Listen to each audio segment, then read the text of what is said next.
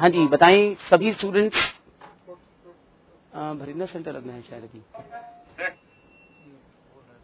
हाँ जी अलवर से बेटा आप, हाँ जी अलवर से आपने कुछ बोला बेटा, कुछ पूछना है?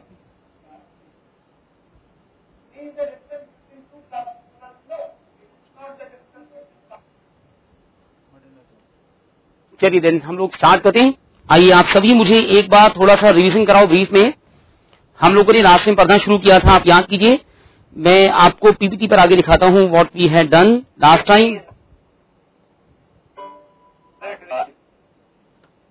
हाँ बेटा अलवर से कुछ, अच्छा चलिए fine then we will start further. Just second wait कीजिएगा बस। हाँ जी सर प्लीज एक बार पीपीटी लगा देंगे हमारी आज की।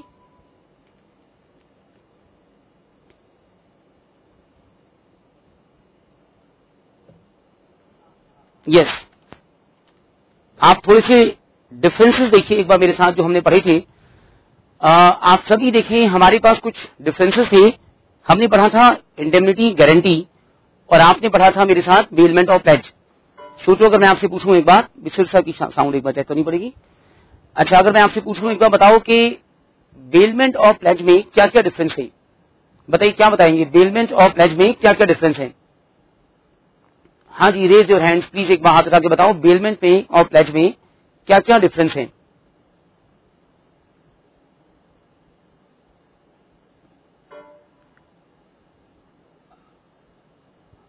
हाँ जी रेज योर हैंड्स। चलिए फाइन, मेरे पास कुछ एक आंसर्स आप जो बाकी सभी हैं कि आप सभी अपने आंसर्स भेजें सेस पर। हाँ जी सिरसा से आपने हाथ उठाया बेटा किसी ने? ओके चलो देखो, हाँ जी सिरसा से बेटा, हाँ बोलो बेटा, शाबाश बेटा सिरसा से बोलो। आपकी माइक का बटन मुझे लग रहा है साउंड वाला चेक करो एक बार, ऑन करो इसको।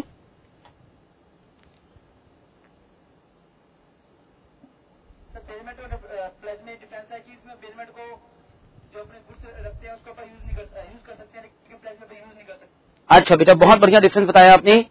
फरीदाबाद सेंटर से आपने सबसे आगे लाइन में हाथ उठाया। हाँ जी हाँ बेटा बताओ फरीदाबाद सेंटर से।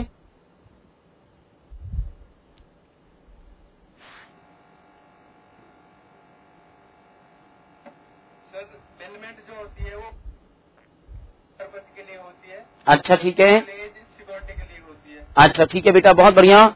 हाँ जी और कहीं से? हाँ हाँ हाँ शाबाश बोलो। बेलमेंट में बेलर गुड्स सेल नहीं कर सकता सर। ठीक है, प्लेज में वो रुपए ना मिलने पर वो सेल कर सकता। अच्छा ठीक है बेटा बहुत बढ़िया। हाँ जी और कहीं से बताइए। पीतमपुरा वाले बच्चे कहाँ हैं? मुझे कुछ बच्चे कम दिख रहे हैं पीतमपुरा पे, आज छोटी मार गए सारे।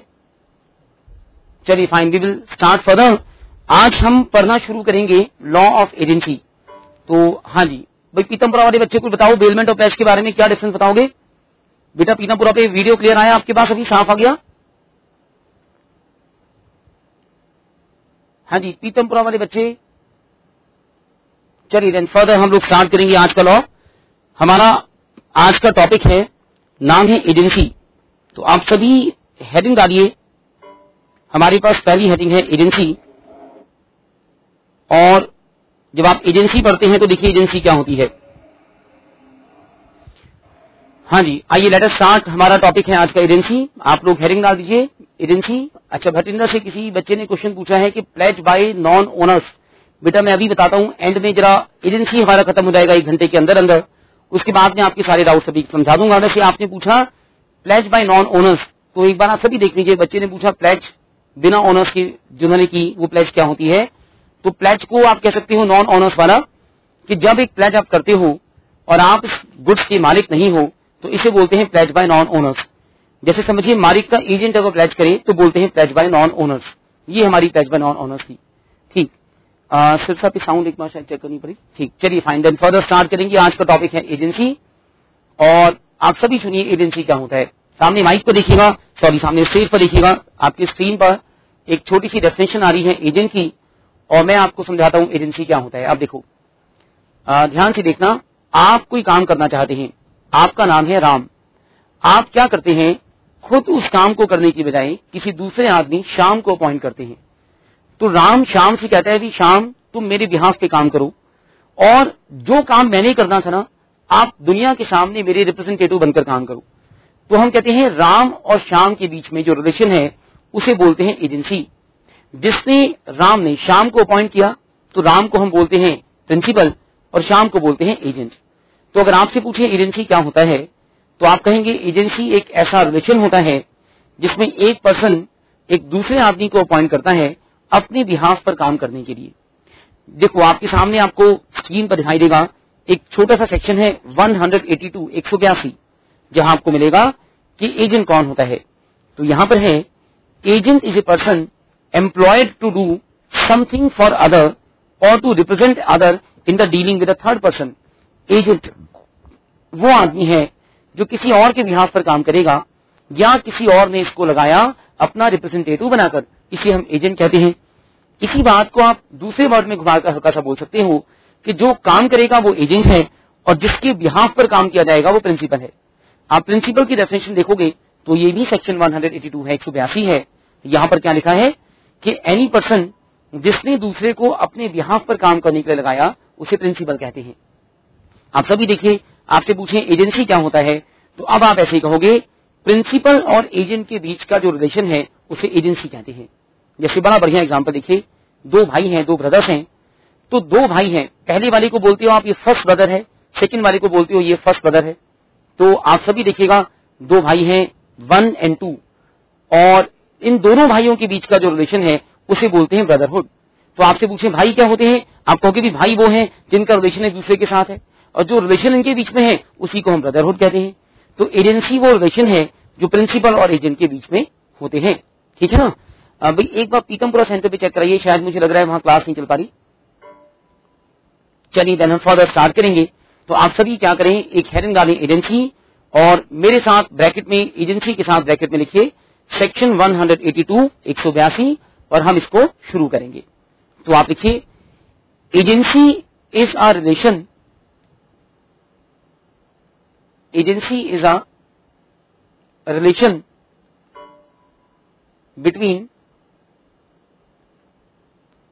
टू और more persons, between two or more persons in which one person, एक person दूसरे को अपॉइंट करता है। one person appoints another person, one person appoints another person to do some work, कुछ काम करने के लिए, to do some work। अगले पैराग्राफ से आप लिखिएगा the person who has appointed, जिस आदमी ने दूसरे को अपॉइंट किया, the person who has appointed is known as principal,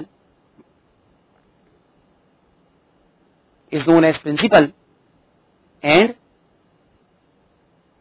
the other person is known as agent,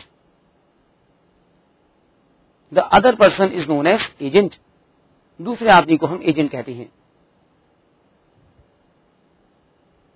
और अगली पैराग्राफ से लिखिएगा, नेक्स्ट पैराग्राफ में सेक्शन नंबर लिखेंगे, लिखिए द प्रिंसिपल एंड एजेंट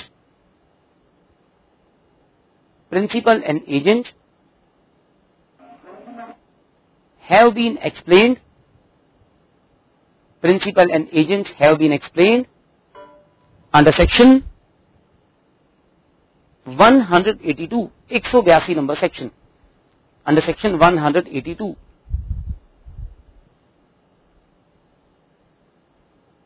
अब आप सभी सामने देखिए, एक बार स्क्रीन पर देखिएगा। इसके बाद अगर आपसे पूछे दोबारा से कि एजेंसी क्या होता है तो आप मुझे एजेंसी को एक दूसरे तरीके से एक्सप्लेन कर सकते हो। अगर आपसे पूछे एजेंसी क्या होता है तो आप कहोगे प्रिंसिपल और एजेंट का रिलेशन एजेंसी कहलाता है, लेकिन इस बात को आप सामने स्क्रीन पर देखिएगा अलग वे से एक्सप्लेन कर सकते हो। देखिए हमने क्या लिखा कि एजेंसी एक रिलेशन है जो प्रिंसिपल एजेंट के बीच में होता है, जिसमें बाद वाला पर्सन जो एजेंट है वो पहले वाले पर्सन के लिए थर्ड पार्टी के साथ कुछ काम करता है। जैसे बड़ा बढ़िया एग्जांपल, आप सोनी की गुड्स खरीदना चाहते हैं तो सोनी कंपनी अपनी गुड्स कैसे बेचे आपको, दो तरीके हैं, या तो सोनी अपने शोरूम्स खोल दे या सेकंड तरीका है कि सोनी ने अपने डीलर्स, अपने एजेंट्स अपॉइंट किए और सोनी के एजेंट्स आपको उनका सामान बेचते हैं। तो हमने इसको एक्सप्लेन किया कि एजेंसी में रिलेशन है दो लोगों के बीच में। सेकंड पॉइंट है कि जब एक एजेंट, देखिए contract done by the agent will have same consequence if the contract is made by the principal. Section number 226 क्या बताता है कि जब एक प्रिंसिपल एजेंट के थ्रू किसी के साथ काम करेगा तो ऐसा मानिए वो काम एजेंट ने नहीं किया, वो प्रिंसिपल ने खुद ही किया। तो देखिए हमारे पास क्या करेंगे, प्रिंसिपल ने जो काम किया एजेंट के थ्रू किया, तो मानिए एजेंट ने खुद ही वो काम किया। तो आप सभी जरा इसको लिखिएगा, हेडिंग है features of agency. Features of agency के अंदर आप लिखिए, ऐसा लिखिए, agency has following features.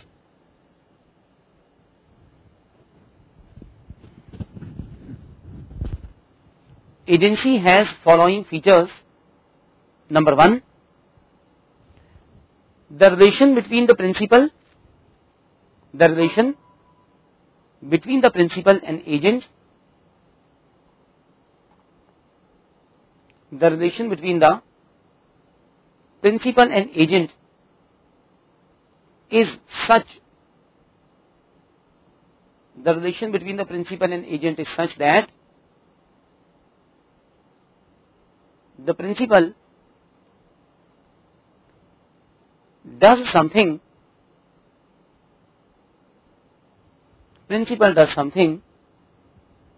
with the help of agent. Principal does something with the help of agent. For example, एक एग्जाम्पल के साथ इसको लिखेंगे। For example, a principal tells his agent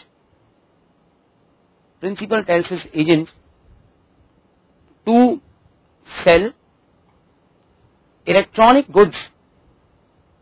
Principal tells his agent to sell electronic goods. So the principal is a dealer of electronics items. Principal is a dealer of electronics items. And agent will sell the goods.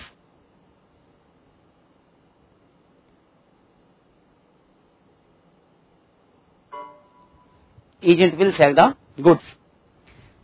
और features के अंदर ही अगला point बनाइए। Features के अंदर second point है, any agreement made by agent, जो काम एजेंट ने किया, any agreement made by the agent will B, ऐसा माना जाएगा जो काम एजेंट ने किया वो प्रिंसिपल ने खुद किया। Any agreement made by agent will be assumed to be, assumed का मतलब माना गया, will be assumed to be made by the principal.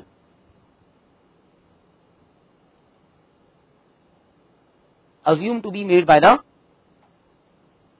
Principal. अब देखिए आपने क्या करना है, इसके बाद आपको मैं बताता हूं अगला पॉइंट। आपके सामने देखिए स्टेज पर आपको थर्ड पॉइंट मिलेगा। देखिए थर्ड पॉइंट आपको मिलेगा सेक्शन नंबर 183 यहां पर आप देखें क्या है कि जिस पर्सन ने, एनी पर्सन, अ पर्सन जिसके पास कॉन्ट्रेक्चुअल कैपेसिटी है, मतलब जो आदमी कॉन्ट्रैक्ट बना सकता है। तो देखिए दो तरह के लोग कॉन्ट्रैक्ट बना सकते हैं, जो मेजर है और जो साउंड माइंड के हैं। तो कोई भी आदमी जो कॉन्ट्रैक्ट बना सकता है वो एजेंट भी अपॉइंट कर सकता है। तो ये बात आपसे 1 नंबर में पूछें या 2 नंबर में आपसे पूछें कि बताइए कौन आदमी प्रिंसिपल बन सकता है, तो आप कहोगे हर वो आदमी जो अपने बिहाफ पर कॉन्ट्रैक्ट बना सकता है वो प्रिंसिपल भी बन सकता है। इसका मतलब माइनर बच्चा कभी किसी को अपना एजेंट अपॉइंट नहीं कर सकता। आपसे पूछें क्या एक माइनर प्रिंसिपल हो सकता है, आप कहोगे नहीं हो सकता। और उल्टा आपसे पूछें क्या एक अनसाउंड आदमी प्रिंसिपल हो सकता है, आप कहोगे नहीं। लेकिन अगर इस बात को ऐसे पूछूं कि एक आदमी पहले साउंड था, उसने किसी को अपना एजेंट अपॉइंट किया और एजेंट अपॉइंट करने के बाद प्रिंसिपल पागल हो गया, तो आप क्या कहोगे, इस केस में एजेंसी खत्म हो जाती है। तो एजेंट अपॉइंट करने के लिए प्रिंसिपल का मेजर होना भी जरूरी है और साउंड माइंड का होना भी जरूरी है। तो आप सभी लिखिए इसके अंदर तीसरा point, under section 183, 183 number section, under section 183 every agent must be of sound mind and he must be major also.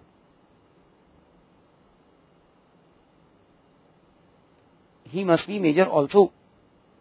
Hence, any person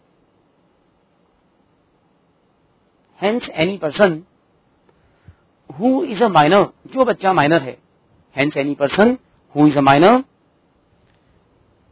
cannot appoint agent.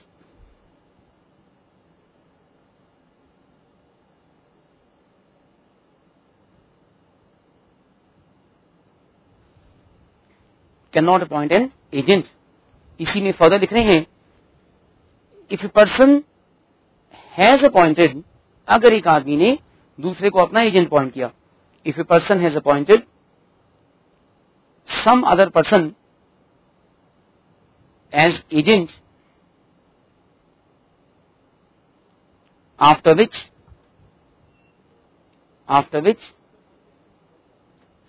such person has become unsound. आज पटियाला में room कुछ बदल गया क्या?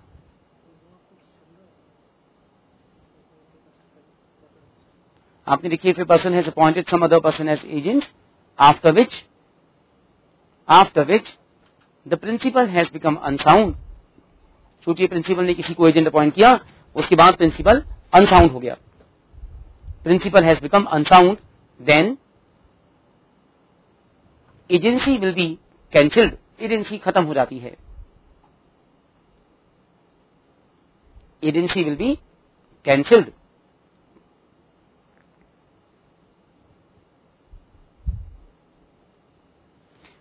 उसकी बात सुनिए, आखिरी पॉइंट आपके सामने आएगा. देखो, बड़ा इंपॉर्टेंट पॉइंट. 2 पॉइंट है आपके सामने स्क्रीन पर, आप देखिए, छोटे छोटे पॉइंट है वैसे तो.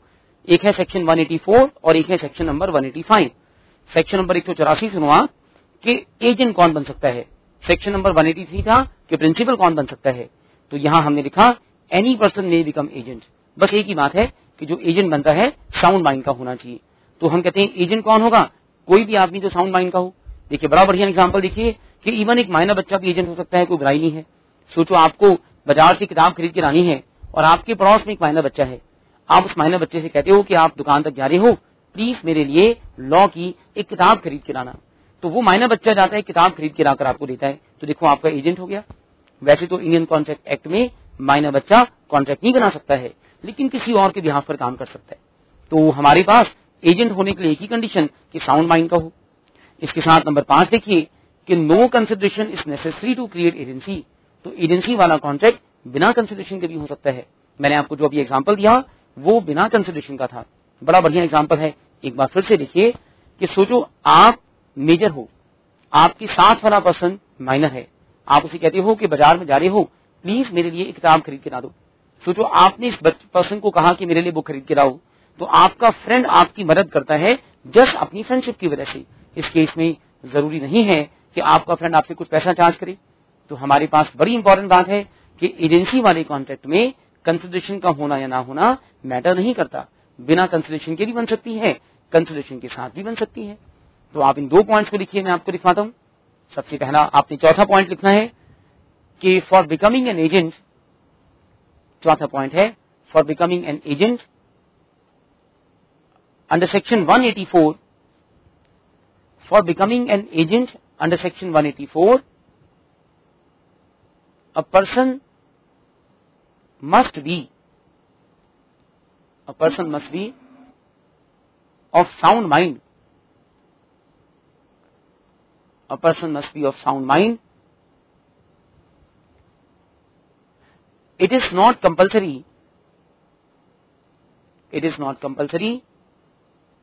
that such person is major also. It is not compulsory that such person is major also.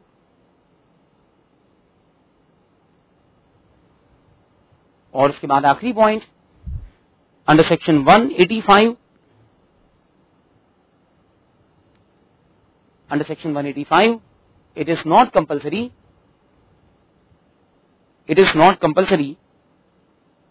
that one person pays consideration one person pays consideration to another person, one person pays consideration to another person for becoming agent. एक person दूसरे को consideration पे करे agent बनने के लिए, ऐसा compulsory नहीं है. So the agency can be without consideration also. Agency can be without consideration also. देखिए ये आपके सामने हुआ कि आप एजेंसी जब बनाते हैं तो एजेंसी के अंदर क्या फीचर्स होते हैं. अब देखिए मैं आपको कुछ एग्जांपल्स आपको बताता हूं, आप सभी सुनिएगा. जो आपको अभी बताऊंगा ये चीज बड़ी इंपॉर्टेंट है. अब आप सब बिल्कुल ध्यान से देखना, लिखने वाला काम 5-10 मिनट के बाद करेंगे. आप सभी देखिएगा कि मान लो एक पर्सन है एक्स, एक पर्सन है मान लीजिए एक्स ने अपने बिहाफ पर एक एजेंट अपॉइंट किया. तो आप सभी सुनिएगा क्या हुआ कि एक्स ने अपने बिहाफ पर एजेंट अपॉइंट किया. एजेंट का नाम है वाई जब भी कोई काम करेगा तो उसके लिए हम एक्स को भी लायबल करेंगे. सोचिए बड़ा अच्छा एग्जांपल, जैसे आप एक सोनी के डीलर के पास जाते हो और एक सोनी का टेलीविजन खरीदते हो, और मान लीजिए टेलीविजन के अंदर कोई मैन्युफैक्चरिंग डिफेक्ट है, कोई कमी है, तो इस केस में आप ना सिर्फ डीलर से कुछ इसके लिए कंपेंसेशन मांग सकते हो बल्कि सोनी से भी मांग सकते हो. तो हमारा लॉ ये कहता है कि जब एक प्रिंसिपल एक एजेंट के थ्रू काम करता है तो ना सिर्फ प्रिंसिपल लायबल है बल्कि एजेंट भी लायबल है, दोनों लायबल है. समझिए प्रिंसिपल तो मेनली लायबल होना चाहिए, एजेंट भी लायबल होना चाहिए. मैं आपको इसका दूसरा एग्जांपल बताता हूं. जैसे मान लो आप एक होंडा कंपनी के डीलर के पास जाते हो, उसे कहते हो कि मुझे एक होंडा सिटी खरीदनी है, और होंडा का डीलर आपसे कहता है कि होंडा सिटी में ये 4 खास बातें हैं, ये 4-5 क्वालिटी हैं. आप गाड़ी खरीद लेते हो. सोचिए गाड़ी को बनाने वाली कंपनी का नाम है होंडा मोटर्स. जो डीलर आपको बेचता है वो एक कंपनी है, उसका नाम है एक्स लिमिटेड. डीलर होंडा का एजेंट है. सोचिए कार के अंदर कोई मैन्युफैक्चरिंग डिफेक्ट है, कोई कमी है, तो बताओ आप इसके लिए किसके ऊपर केस करोगे, डीलर के ऊपर या होंडा सिटी या होंडा सीएल के ऊपर. तो हम आपसे कहेंगे आप होंडा मोटर्स पर भी केस कर सकते हो, डीलर पर भी केस कर सकते हो. तो आपको हमेशा क्या कहना है कि जब भी एक एजेंट अपने प्रिंसिपल के बिहाफ पर काम करेगा तो एजेंट भी लायबल होगा, प्रिंसिपल भी लायबल होगा, दोनों को लायबल किया जाएगा. कभी कभी ये केस हल्का सा उलझ जाते हैं. उलझ क्यों जाते हैं कि एक एजेंट अपने प्रिंसिपल के बिहाफ पर काम करते हुए कभी कभी अपनी पावर से बाहर निकल के काम कर डालता है. मान लीजिए होंडा मोटर्स ने अपने डीलर से कहा कि आप हमारी होंडा सिटी जब बेचोगे ना तो पब्लिक को बताओ कि होंडा सिटी 1.5 लीटर की कार है, कार की 90 हॉर्स पावर है, कार की पिकअप बहुत बढ़िया है, माइलेज 15-16 किलोमीटर के आसपास है. डीलर क्या करता है, इन बातों में हल्का सा बदलाव कर देता है, झूठ बोल देता है. डीलर कस्टमर से कहता है कि आप होंडा सिटी खरीदो, कंपनी ने कहा था माइलेज 15-16 किलोमीटर पर लीटर के आसपास है. डीलर कहता है कि माइलेज 18 से 19 किलोमीटर पर लीटर है, और उसके बाद ये होंडा सिटी कस्टमर को बेच देता है. कस्टमर गाड़ी को खरीदता है और खरीदने के बाद उसे पता लगता है कि उसके साथ झूठ बोला गया और गाड़ी की माइलेज कम थी. सोचो झूठ बोला है डीलर ने, कंपनी ने उसे नहीं कहा था. सोचिए अब ये कस्टमर आपके पास आता है, आप इस कस्टमर के चार्टर्ड अकाउंटेंट हो. कस्टमर आपसे कहता है कि बताओ मुझे केस करना है, क्या कहोगे. इस केस में कस्टमर का जो नुकसान हुआ वो कंपेंसेशन एजेंट से मांगे, उस डीलर से, या होंडा मोटर्स प्रिंसिपल से मांगे. Raise your hands. आप बताओ कि एक एजेंट अपने कस्टमर के साथ झूठ बोलता है, प्रिंसिपल ने झूठ बोलने को नहीं कहा, तो इस केस में हम एजेंट को लायबल करें या प्रिंसिपल को लायबल करें या दोनों को लायबल करें. Raise your hands. हाथ उठाओ, बताओ क्या कहते हो. आप पीतमपुरा सेंटर वाले बच्चे जरा प्लीज अपनी लाइट ऑन कराओ रूम की. हाँ जी बताइए किसी ने. हाँ जी मुझे लग रहा है फरीदाबाद सेंटर से आपने हाथ उठाया. हाँ बेटा फरीदाबाद सेंटर पे. हाँ जी बताओ मैडम, सेकंड लाइन में फरीदाबाद सेंटर पे आपने हाथ उठाया. ओके देखिए मेरे पास 2 आंसर आए बड़े अच्छे. मैं बताऊं, पीतमपुरा वाले बच्चे कह रहे हैं डीलर लायबल है, बहुत बढ़िया बेटा. जयपुर वाले बच्चे कह रहे हैं डीलर एजेंट लायबल है, अलवर वाले कह रहे हैं दोनों लायबल है. ओके हाँ जी मैडम फरीदाबाद से बताओ क्या कहना चाहते हो आप.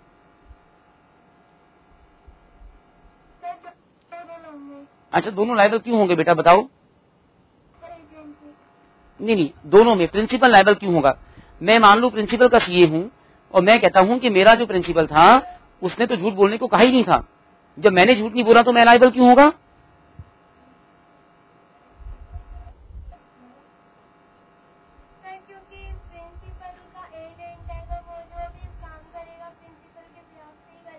अच्छा चलो मैं आपकी बात मान लेता हूं अभी. और मुझे लग रहा था हाँ जी अलवर से बच्चे बताना चाहे कुछ, बताओ भी. अलवर वाले भी हाथ उठाओ, क्या कहते हो?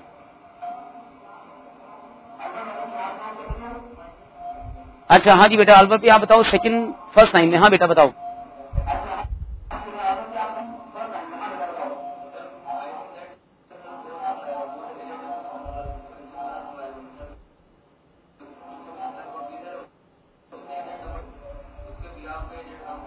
अच्छा ओके, चलिए फाइन, मैं अभी आपकी बात मान लेता हूँ। और सिरसा वाले बच्चे कह रहे हैं एजेंट लाइबल होगा। हाँ जी बेटा, सिरसा पे आप हाथ उठाओ बेटा, कुछ बताना चाहते हो माइक पे? हाँ बेटा बताओ, सिरसा से। हाँ जी बताओ। सर डीलर लाइबल होगा क्योंकि उसने प्रिंसिपल ने थोड़ा कहा था कि वो झूठ बोले, अच्छा अच्छा, वही लाइबल होगा। ओके भाई सुनो भी, हरियाणा वाले बता रहे हैं, सिरसा वाले कह रहे हैं कि डीलर लाइबल होगा, प्रिंसिपल ने थोड़ा कहा था झूठ बोले। हाँ जी अच्छा चलो ठीक है। पटियाला वाले कह रहे हैं बोथ विल बी लाइबल। भाई पटियाला वाले बच्चों, मुझे लग रहा है आज आपको मुझे सेस पर आंसर भेजने पड़ेंगे। अच्छा ओके फाइन, भटिंडा वाले बच्चे बताओ भी। हाँ जी भटिंडा वालों क्या कहते हो, कौन लाइबल है? पंजाब में कौन लाइबल होता है दोनों में? सर डीलर लाइबल है। अच्छा बेटा, बाकी बच्चे कहाँ गए तुम्हारे आज? अच्छा, और बाकी बच्चे कहाँ हैं तुम्हारे आज? घूमने फिरने गए पंजाब में? अच्छा अच्छा चलो बेटा ठीक है। अच्छा जी गोरखपुर वाले बच्चे बताओ। हाँ बेटा गोरखपुर में बताओ, आप लोग आगे स्माइल करे हो, बड़े खुश खुश बैठे हो।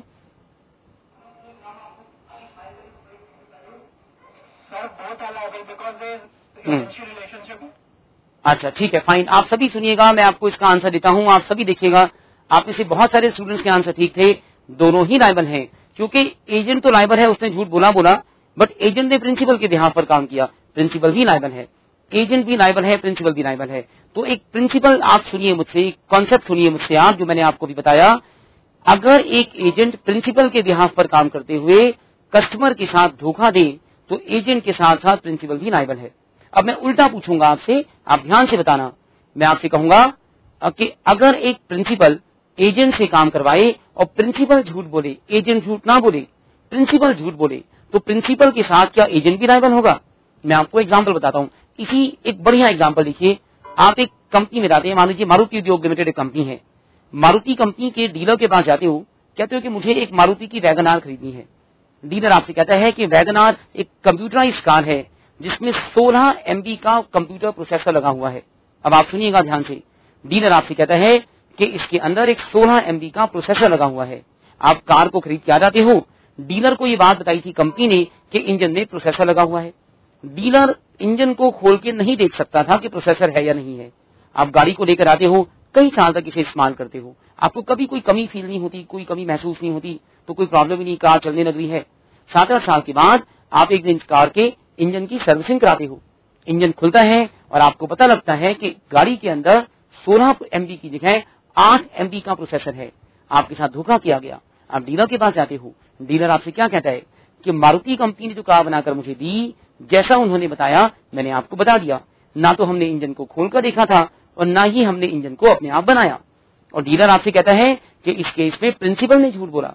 तो सोचिए मैंने आपको क्या बताया कि प्रिंसिपल ने एजेंट को झूठ बोला और एजेंट ने वो झूठी इंफॉर्मेशन कस्टमर को बता दी, कस्टमर का नुकसान हुआ। तो क्या प्रिंसिपल लायबल होगा या एजेंट लायबल होगा या दोनों लायबल होंगे?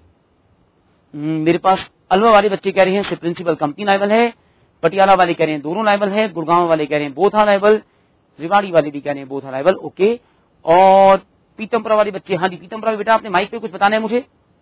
हाँ बेटा बताओ पीतमपुरा पे।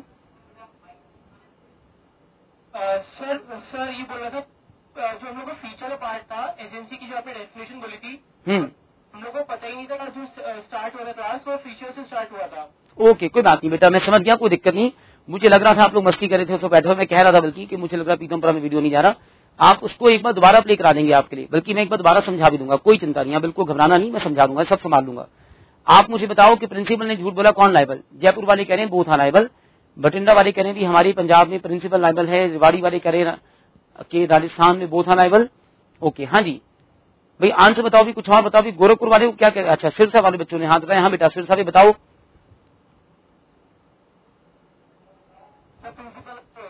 अच्छा नहीं, आप ये बताओ ऐसा क्यों कह रहे हो, एजेंट लायबल क्यों नहीं होगा?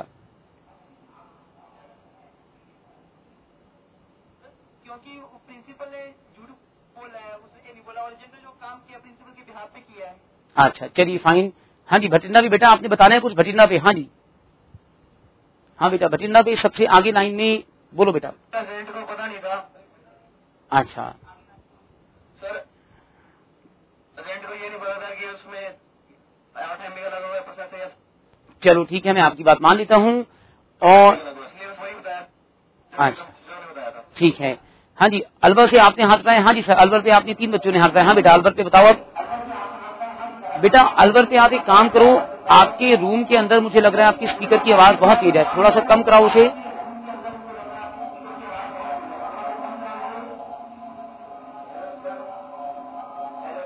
हाँ बेटा बोलो। हाँ जी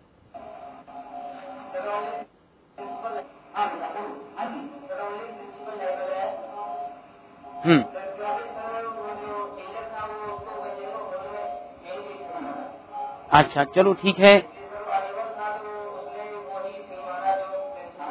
अच्छा चलो मैं आपकी बात अभी मान लेता हूँ। आप पीछे वाले बच्चे को माइक दो, फर्स्ट लाइन में बीच वाली बच्चा जो बैठा हुआ। हाँ जी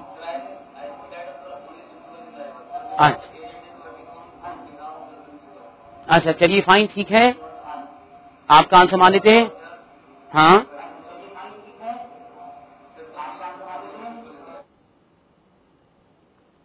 अच्छा जी और कहीं से बताओ, गोरखपुर वाले बच्चे बताओ। हाँ जी गोरखपुर पे आप बिल्कुल आगे स्माइलिंग बच्चे बैठे हो तीनों, बताओ।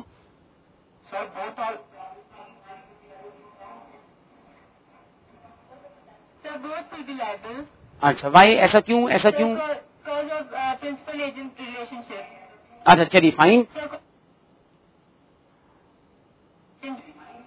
ओके चलिए फाइन। आप सभी आंसर सुनिए। बोथ आर लायबल, दोनों ही लायबल हैं। उसका रीजन ये है दोनों के लायबल होने का कि जिस प्रिंसिपल ने एजेंट को अपॉइंट किया, प्रिंसिपल ने धोखा दिया, हेंस प्रिंसिपल तो लायबल है। लेकिन आप सोचिए आपने सभी ने इंडियन कॉन्ट्रैक्ट एक्ट में एक वर्ड पढ़ा होता है, इसे बोलते हैं मिस रिप्रेजेंटेशन। ये सिखाता है कि जब आप किसी के साथ गलती से झूठ बोलते हैं तो उसे मिस रिप्रेजेंटेशन कहा जाता है। आप जानबूझकर झूठ बोलते हैं तो उसे फ्रॉड कहा जाता है। आप कहिए प्रिंसिपल ने तो कार को बनाया था, प्रिंसिपल ने जानबूझकर झूठ बोला होगा, उसका तो फ्रॉड है। लेकिन एजेंट ने एक झूठ को आगे पहुंचाया तो एजेंट का हो गया मिस रिप्रेजेंटेशन। इस केस में दोनों लायबल हैं क्योंकि एजेंट ने प्रिंसिपल के बिहाफ पर काम किया, प्रिंसिपल के झूठ को कस्टमर तक पहुंचाने वाला काम एजेंट ने किया, हेंस बोथ आर लायबल, दोनों लायबल हैं। चलिए बातें मैं आपको दिखाता हूं। आप एक छोटी सी हेडिंग डालिए मेरे साथ, लिखिए liability of principal and agent. और liability of principal and agent के अंदर आप लिखिए, हेडिंग डालकर लिखें every agent and principal, every agent and principal are liable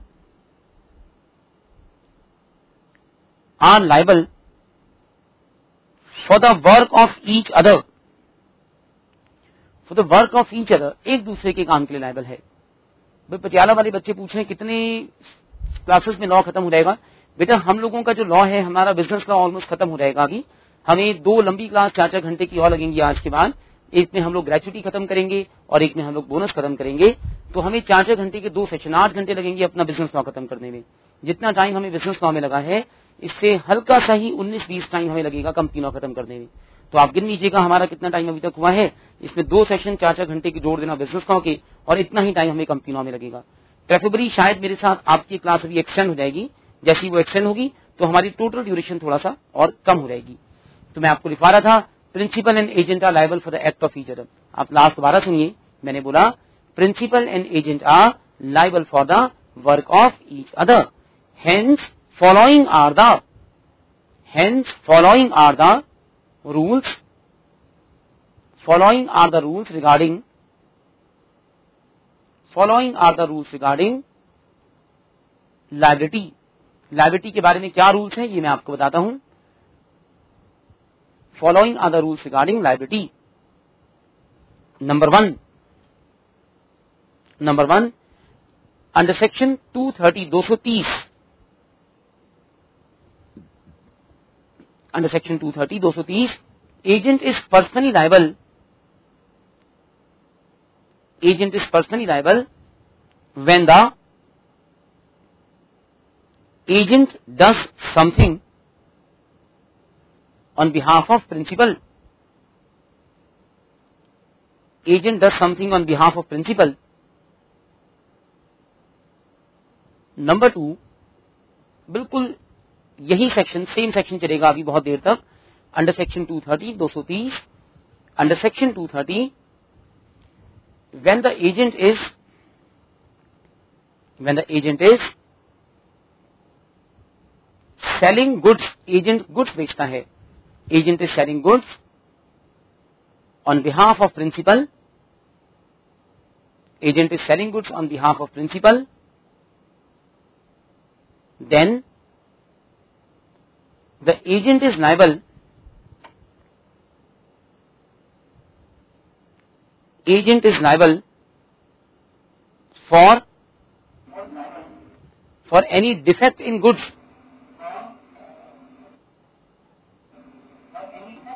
any defect in goods, agent liable है goods में डिफेक्ट के लिए।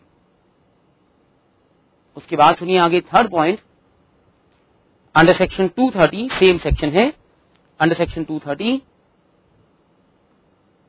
if the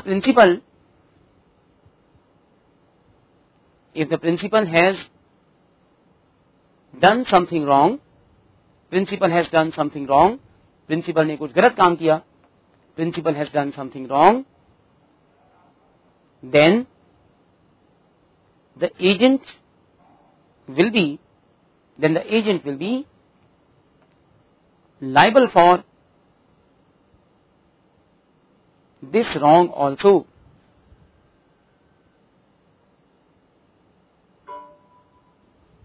Agent will be liable for this wrong also.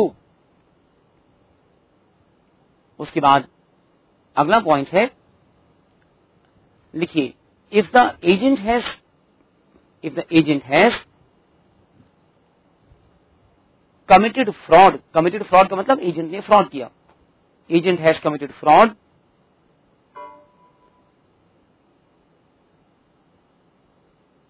on behalf of principal, agent has committed fraud on behalf of principal, then both are liable, दोनों ही liable हैं, both are liable।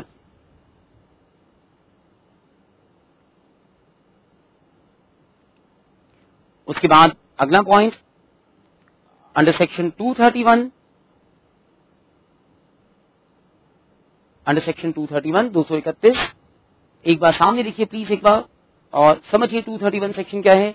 देखो कभी कभी क्या होता है, इस सेक्शन के बारे में समझने से पहले आप सुनिएगा, बड़ा इंपॉर्टेंट कॉन्सेप्ट है। कभी कभी एक एजेंट आपके सामने आता है, कहता है कि मैं गुड्स बेचने आया हूं प्रिंसिपल के बिहाफ पर, कुछ काम करने आया हूं प्रिंसिपल के बिहाफ पर, बट मेरा प्रिंसिपल कौन है, मैं इस प्रिंसिपल का नाम आपको नहीं बता सकता। तो एक आदमी आपके पास आकर कहता है कि मैं दूसरे आदमी का रिप्रेजेंटेटिव हूं, लेकिन मुझे किसने अपॉइंट किया, मेरा प्रिंसिपल कौन है, इसके बारे में मैं आपको नहीं बताऊंगा। सोचिए, अगर मेरा प्रिंसिपल अपने आप के बारे में मुझे नहीं बताता, आप सोच के बताओ कि क्या हम ऐसे पर्सन को एजेंट बनने दें?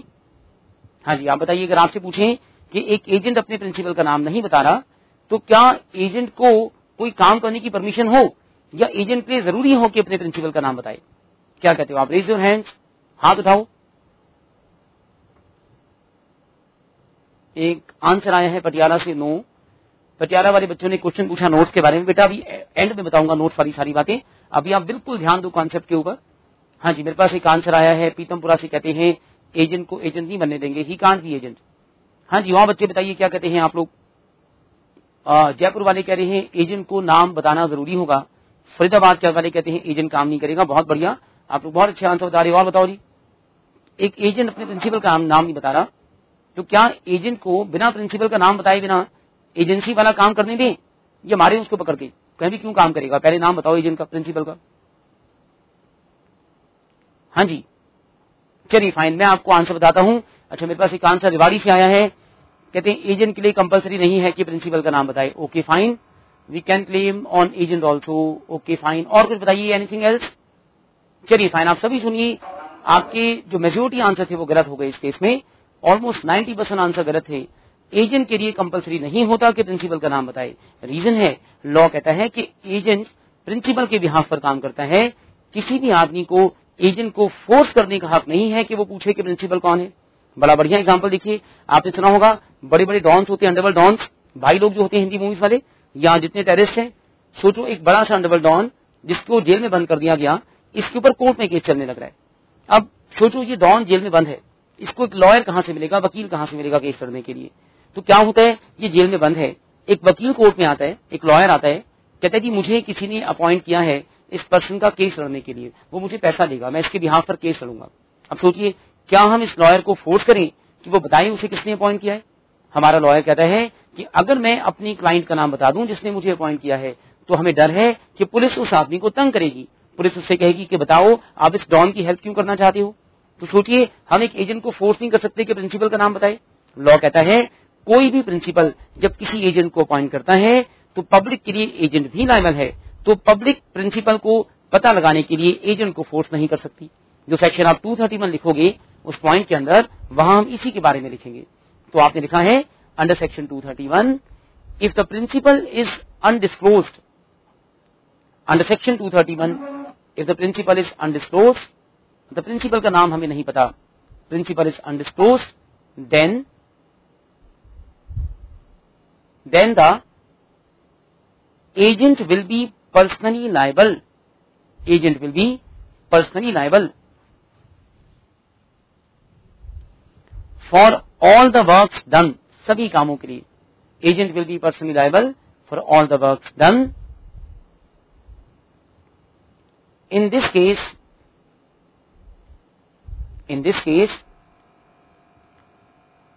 no one can force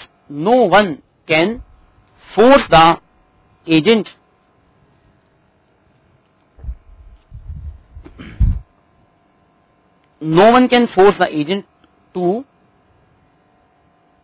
disclose the name of principal, कोई भी एजेंट को फोर्स नहीं कर सकता कि वो प्रिंसिपल का नाम बताए। आपने सारी बातें देखी, यहां पर हम पढ़ रहे हैं कि एजेंट की लायबिलिटी क्या होती है। उसके बाद देखिए, मेरे पास एक माइक क्वेरी आई है फरीदाबाद से। हाँ बेटा, फरीदाबाद से आपने कुछ पूछा किसी ने?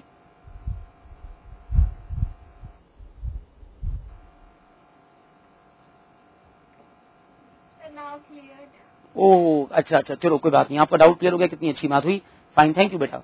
तो चलिए हम लोग आगे चलेंगे, प्लीज अगली पीपीटी लगा देंगे जरा। अब आप सभी सुनिए, मैं आपको सिखाऊंगा कि एजेंसी कैसे बनाई जाती है, एजेंसी कैसे बनती है, आपके सामने है। कुछ थोड़े से डिफिकल्ट वर्डिंग आएंगे तो ध्यान से देखना आप। ये मैं आपको पहले सारे वर्डिंग सिखाता हूं, कैसे कैसे वर्डिंग आएंगे। ये कुछ टेक्निकल लीगल वर्ड्स हैं जो आप में से बहुत से स्टूडेंट्स ने शायद कोई वर्ड कभी पहले सुना हो। सबसे पहला वर्ड आपके सामने लिखा है एक्सप्रेस अग्रीमेंट। एक्सप्रेस अग्रीमेंट का मतलब आप अग्रीमेंट करो और किसी को अपना एजेंट अपॉइंट करो। देखिए, बड़ी बड़ी एजेंसी तो ऐसी अपॉइंट होती है कि आप एक बहुत बड़ी कंपनी के होंडा मोटर्स के डीलर बनना चाहते हैं, तो आपका और होंडा मोटर्स का रिटर्न अग्रीमेंट होगा, आप एक्सप्रेस अग्रीमेंट से किसी को अपॉइंट करो। अग्रीमेंट राइटिंग में हो, ओरल हो, आपकी मर्जी। एक अलग बात है कि अगर अग्रीमेंट राइटिंग में होता है ना, तो उसको साबित करना, प्रूव करना आसान काम होता है। अच्छा, और इसके बाद देखिए मेरे पास एक क्वेरी आई है, अलवर वाले बच्चे पूछ रहे हैं क्या कंसाइनमेंट भी एक एजेंसी होती है? यस बेटा, अलवर वाले बच्चों, कंसाइनमेंट भी एक तरह की एजेंसी होती है, कोई दिक्कत नहीं, ये भी एक तरह की एजेंसी है। पटियाला वाले बच्चों ने पूछा है कि केस स्टडीज के आंसर लिखते हुए आप पढ़ रहे हैं, please tell us that. Okay fine बेटा, ये सारी क्वेरीज जो आपकी हमारे टॉपिक से कनेक्टेड नहीं है, सारी रख लो, बस अभी आधे घंटे में हमारा चैप्टर खत्म हो जाएगा, फिर ये सारी क्वेरीज मैं आपकी बता दूंगा, बिल्कुल चिंता नहीं। अच्छा, और सुनिए, तो मैं आपको पहला बता रहा था एक्सप्रेस अग्रीमेंट, जहां आपने देखा कि हम अग्रीमेंट करके किसी को एजेंट अपॉइंट करते हैं।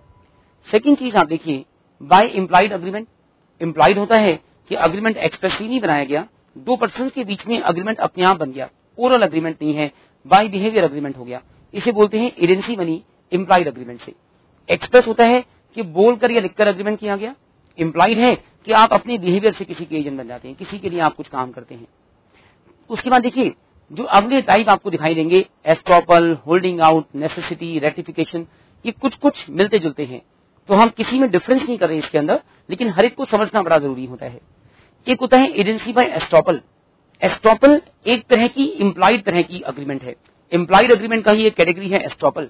एस्ट्रॉपल में क्या होता है कि आप किसी पर्सन के एजेंट बन जाते हैं, आप उस पर्सन के बिहाफ पर कुछ काम करते हो, जैसे आप एक एजेंट हो, मान लो, क्या कैसे एजेंट हो, आपने किसी प्रिंसिपल के बिहाफ पर काम किया और उस पर्सन ने आपको कुछ नहीं कहा, ना उसने आपको मना किया, ना उसने आपको हाँ किया।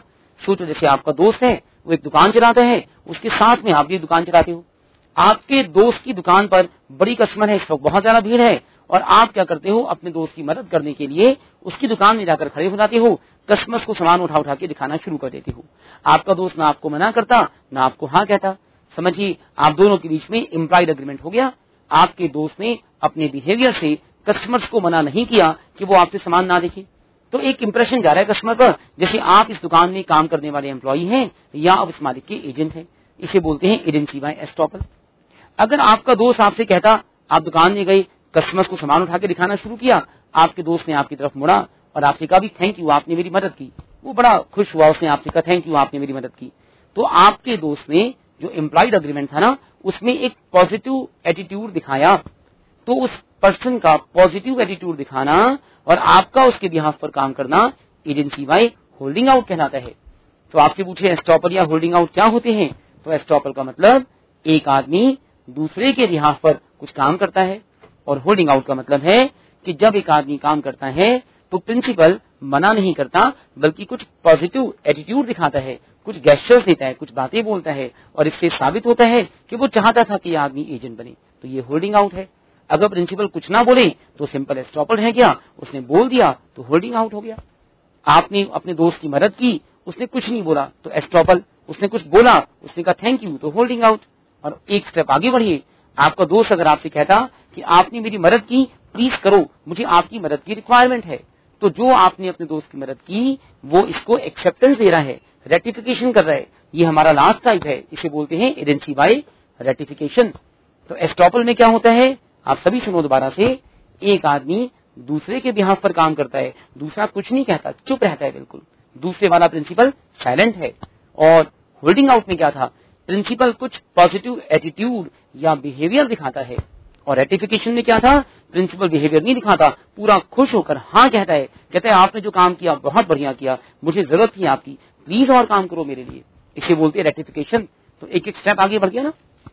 जैसे आप सीपीटी पास करके आए, उसके बाद आप पीसीसी आईपीसीसी पास करते हो, फिर आप सीए फाइनल पास करोगे, सीए फाइनल पास करके क्या बन गए, आप एक चार्टर्ड अकाउंटेंट बन गए। अभी आप क्या हो, आपने सीपीटी पास किया हुआ है, हम आपको क्या कहें, इस वक्त आप 25-30% सीए तो बन ही चुके हो, आपका आईपीसीसी पास करने के बाद क्या कहेंगे, आधे सीए बन गए आप। तो सोचिए एक पर्सन ने दूसरे के लिए काम किया, प्रिंसिपल ने कुछ नहीं कहा, बिल्कुल चुपचाप खड़ा है, तो देखो ये आपके पास एस्टॉपल जैसी बात होगी, मना नहीं कर रहा, वो मना नहीं करना ही एस्टॉपल है। अगर उसने थैंक यू जैसा कुछ कहा, पॉजिटिव वर्ड दिखाया, तो होल्डिंग आउट, और बस वो कूद के सामने आ गया, उसने कहा आपने कितना अच्छा काम किया मेरे लिए, आप ऐसे ही काम करो, तो रेटिफिकेशन कहलाता है। और आपने अपने दोस्त की मदद क्यों की, आपने अपने दोस्त की मदद की क्योंकि उसे आपकी जरूरत थी, नेसेसिटी थी। तो इस पूरे सर्कमस्टांस को बोलते हैं एजेंसी बाय नेसेसिटी। तो देखिए एक ही एग्जाम्पल के अंदर हम 4 तरह के सर्कमस्टांस बोल सकते हैं। हमारी लैंग्वेज, हमारी ग्रामर जो हम यूज करते हैं, उसके अकॉर्डिंग हम एग्जाम्पल बताते हैं। सपोज मैं आपको दूसरा एग्जाम्पल देता हूं। मैं आपसे कहता हूं कि एक आदमी ने दूसरे आदमी के लिए कुछ काम किया, और उसके काम करने के बाद दूसरे आदमी ने बाद में इस काम को एक्सेप्टेंस दे दी, पूरे को उसने कहा कि यस आपने बहुत अच्छा काम किया, ऐसे ही काम करो, तो आप क्या कहोगे, रेटिफिकेशन हुआ। अगर मैं आपसे कहता एक आदमी ने दूसरे के लिए काम किया क्योंकि दूसरे आदमी को पहले वाले की जरूरत थी, उसके बिना उसको बड़ी मुश्किल हो रही थी, तो आप इसे कहोगे नेसेसिटी है, ये सेकंड लास्ट आइटम है। और मैं आपसे कहता कि जब पहले वाले ने दूसरे के लिए काम किया, दूसरे वाले ने कुछ नहीं कहा, ना मना किया ना हाँ किया, तो आप कहते एस्टॉपल है। और अगर इसी बात में आपसे कहते कि अगर आपने किसी के बिहाफ पर कुछ काम किया, उसने कुछ पॉजिटिव एटीट्यूड आपको दिखाया, तो ये होल्डिंग आउट है। एक में इसमें सेकंड पॉइंट एम्प्लॉयड वाला भी था, आप इसको देख लीजिए, बरिंदा वालों जरा ध्यान से देखो। इसमें है हमारे पास कि एम्प्लॉयड का मतलब है कि 2 पर्सन, एक प्रिंसिपल एक एजेंट, दोनों के बीच में कोई अग्रीमेंट नहीं हुआ, एक आदमी वैसे ही दूसरे के लिए काम करे। जो आपने 4 एग्जाम्पल नीचे देखे, estoppel, holding out, necessity, ratification, इसमें किसी भी केस में आपने दूसरे के साथ अग्रीमेंट नहीं किया, ये सभी बातें बिना अग्रीमेंट की जा रही हैं, इन सबको बोलते हैं एम्प्लॉयड। एम्प्लॉयड का मतलब है बिहेवियर से किसी के लिए एजेंट बन जाना। तो ये 5 तरह के हमारे पास 6 तरह के मेथड हैं जिससे आप एजेंट अपॉइंट करते हैं। इसमें रेटिफिकेशन हल्का सा बड़ा है। रेटिफिकेशन का मतलब आप किसी के लिए काम करो और बाद में अप्रूवल दे। सोचिए अगर बार बार आदमी आपको अप्रूवल ना देता तो क्या होता है इस केस में। मैं आपको रेटिफिकेशन का एक दूसरा एग्जाम्पल आपको बताता हूँ, आप इस एग्जाम्पल को सुनना और मुझे आंसर बताना। दो दुकानें हैं, सोचो एक फ्रूट की दुकान है, एक सब्जी वाला है सब्जियां बेच रहा है, उसका दोस्त फ्रूट वाला फ्रूट बेच रहा है। दोनों बगल बगल रेहड़ियां लगाई खड़े हैं और एक पर्सन जो फ्रूट वाला था कुछ देर के लिए कहीं कुछ काम से जाता है, 5 मिनट को सोचो कुछ सामान खरीदने के लिए कहीं और जाता है, सड़क पार करके कहीं जाता है। फ्रूट वाला चला गया, उसकी दुकान वहां पर है, जो वेजिटेबल वाला सब्जी वाला था उसकी दुकान भी वहां पर है। इतने में पीछे से कस्टमर आता है और फ्रूट वाले की दुकान से कहता है कि मुझे कुछ सामान खरीदना है। जो उसके बगल में जो वेजिटेबल वाला है वो कहता है भी ये आदमी सामने कुछ काम से गया है, 5 मिनट के अंदर आ जाएगा। कस्टमर कहता है नहीं मुझे तो जल्दी है, अगर ये अभी नहीं आया तो मैं तो चला जाता हूँ। तो वेजिटेबल वाला कहता है कोई चिंता नहीं, आप बताओ आपको क्या चाहिए। तो वो कहता है जी मुझे कुछ फ्रूट खरीदने हैं। वेजिटेबल वाला कहता है इनका ये भाव है, वो इसी भाव पर सुबह से बेचने लग रहा है, आप एक काम करो आप ये पैसा दे दो, इसको ले लो। कस्टमर क्या करता है, कस्टमर उस पर्सन को पैसा देता है, फ्रूट लेता है, चला जाता है। फ्रूट वाला वापस आता है, वेजिटेबल वाला दोस्त उसे बताता है कि तेरी दुकान पर कस्टमर आया था, एक सामान मांग रहा था, ऑरेंजेस मांग रहा था, मैंने बेच दिए, ये 50 रुपए लो।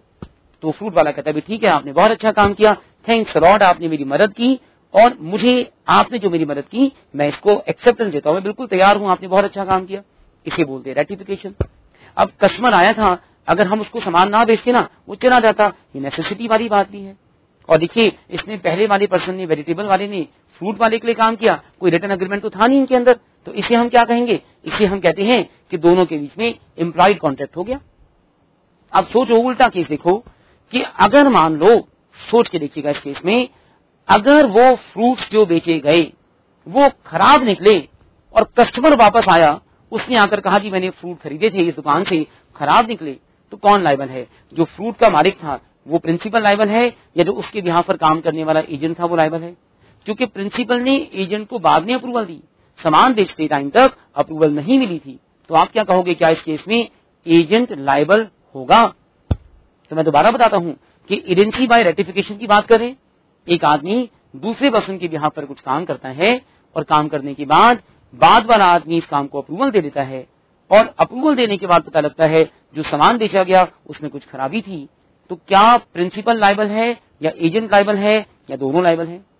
ओके, मेरे पास देखिए कितने सारे आंसर है। भटिंडा वाले कह रहे हैं दोनों लायबल, पीतमपुरा वाले कह रहे हैं दोनों लायबल, जयपुर वाले भी कह रहे हैं दोनों लायबल, और रेवाड़ी वाले कह रहे हैं both are liable. Okay fine, भी क्या कहते हैं सारा हरियाणा पंजाब यूपी सब तैयार हो गए, कह रहे हैं बोथ लायबल। हाँ जी, रेज योर हैंड्स, हाथ उठाओ, बताओ क्या कहते हो आप लोग। हाँ जी, पीतमपुरा से किसी ने हाथ उठाया आपने बेटा? नहीं,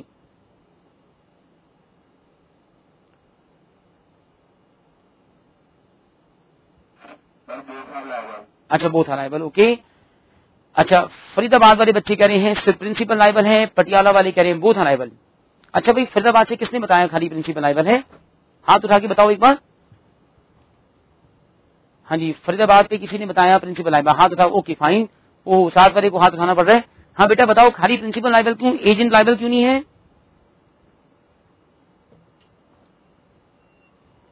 गुड़गांव वाले बच्चे कह रहे हैं बोथ आर लायबल, बड़ा अच्छा रीजन भी दे रहे हैं वो। गोरखपुर वाले कह रहे हैं प्रिंसिपल लायबल।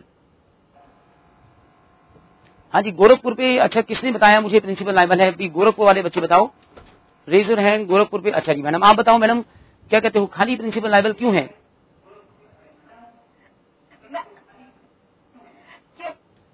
बाद में की है, उसने एक्सेप्टेंस बाद में दिया है और पहले सामान बेच चुका है वो, इसलिए प्रिंसिपल। अच्छा जी, चलिए फाइन बेटा, आप लोगों के मेजोरिटी आंसर बिल्कुल ठीक रहे इस केस में। यहाँ बोथ आर लायबल, क्योंकि हम ये बात नहीं देख रहे कि अपॉइंटमेंट पहले हुआ बाद में हुआ। जब एजेंट ने प्रिंसिपल के लिए काम किया तो याद कीजिए कोई फ्रॉड वाला काम नहीं हुआ, इसके अंदर कोई मिसरिप्रेजेंटेशन नहीं हुआ। अगर ऐसा होता तब भी दोनों लायबल होते हैं, यहाँ भी दोनों ही लायबल हैं। आपको हमेशा ऐसा कहना है इस केस में principal and agent both are liable, दोनों लायबल हैं। और इस केस में आपको क्या कहना है कि प्रिंसिपल और एजेंट के बीच में एक प्रॉपर एग्रीमेंट बना है एजेंसी का, हेंस बोथ आर लायबल।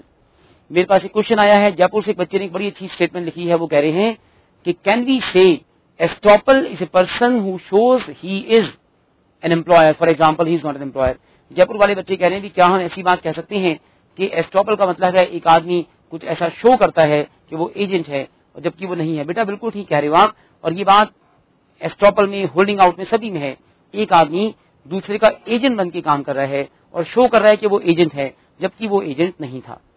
तो मैं आपको ये सब बताता हूँ। गुड़गांव वाले बच्चों ने पूछा है रेटिफिकेशन और होल्डिंग आउट में दोनों में डिफरेंस होगा, फिर से पूछ रहे। बेटा देखो, रेटिफिकेशन का मतलब था कि आपने किसी के बिहाफ पर काम किया, बाद में आकर उस आदमी ने एक्सेप्टेंस दे दी, इसे हम रेटिफिकेशन कहते हैं। और होल्डिंग आउट का मतलब था कि आपने अपने बिहेवियर से किसी के लिए कुछ काम किया, उसने रेटिफिकेशन नहीं दी, सिर्फ कुछ पॉजिटिव वर्डिंग्स, पॉजिटिव बिहेवियर आपको दिखाया।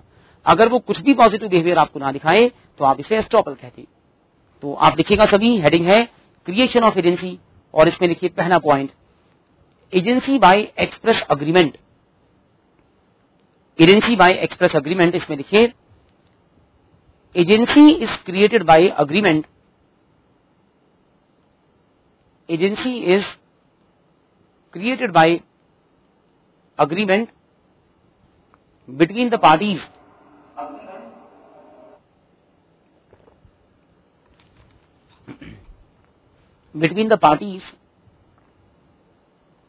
For example, principal and agent have a written contract. Principal and agent have a written contract by which agent is appointed.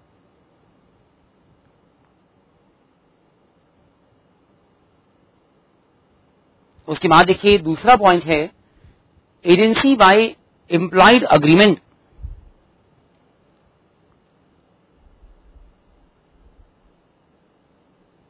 Agency bye employed agreement, यहां पर लिखिए if one person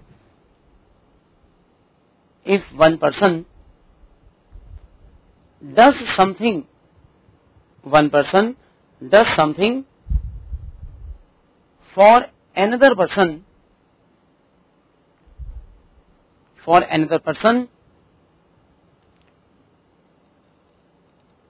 and there is no agreement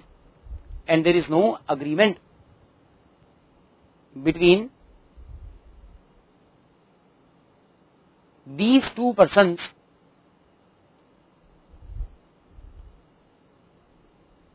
then it is agency by implied agreement. Agency by implied agreement.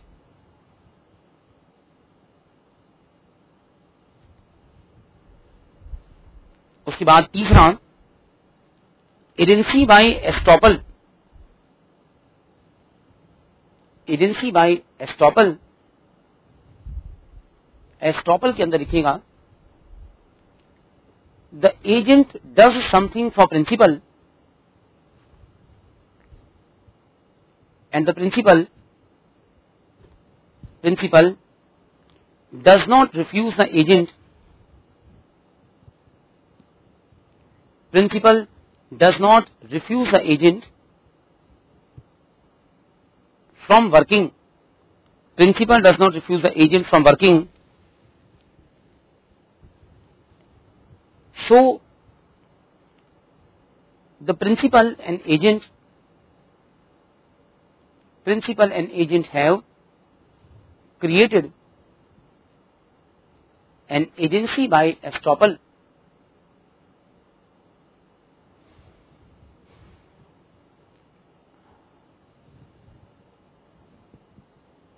Next है agency by holding out. Agency by holding out, agency by holding out में देखिए in this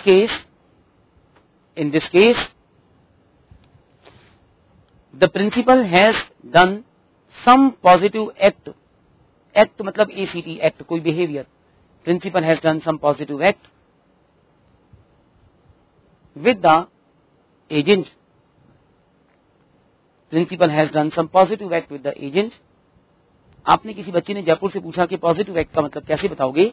बेटा positive का मतलब होता है कि सामने वाला आपको मना नहीं कर रहा, लेकिन अपनी बॉडी लैंग्वेज से, बिहेवियर से आपको हाँ जैसा कुछ कह रहा है। हम ये नहीं कह रहे कि उसने रेटिफिकेशन दे दिया।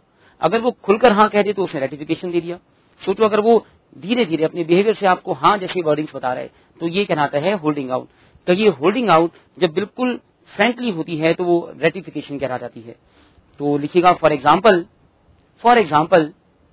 Agent does something for the principal, agent does something for the principal and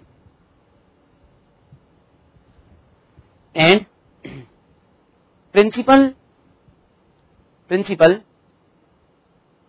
has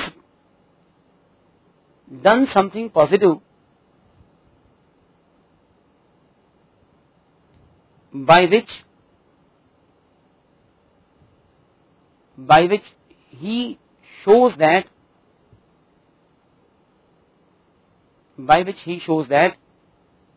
he is willing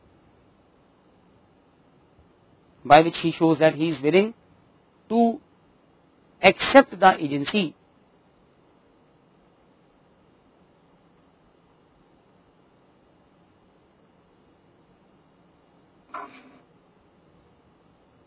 उसके बाद देखिए अगला है, नेक्स्ट पॉइंट है 5वां, agency by necessity.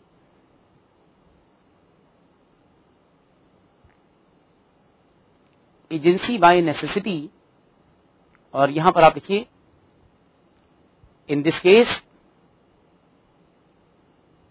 Case there is some emergency circumstance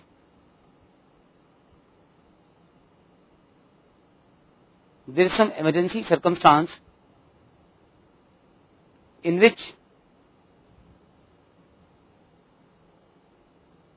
a person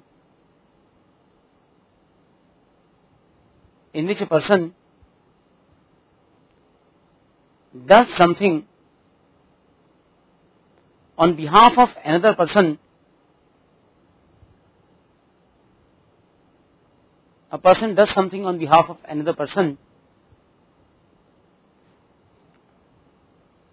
it is known as agency by necessity.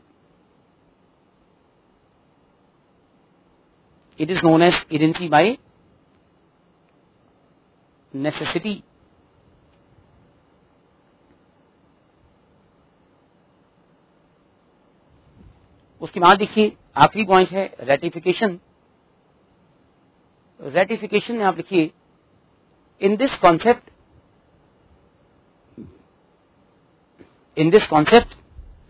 a principal does something, दोबारा सुनिए, in this concept agent does something, मैंने गलती से बोला principal does something, in this concept agent does something for the principal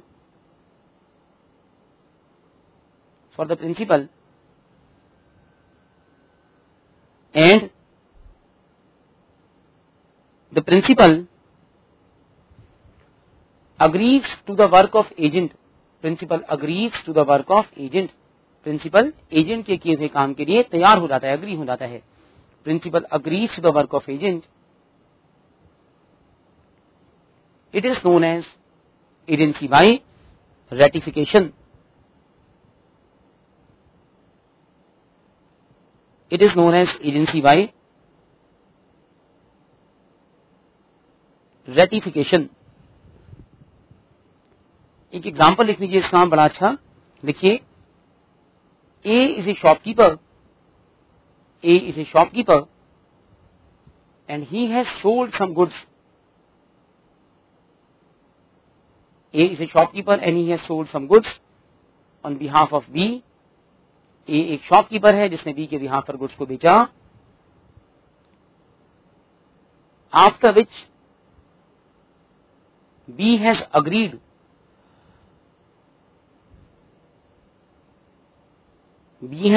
to the sale of goods by A. B has agreed to the sale of goods by A.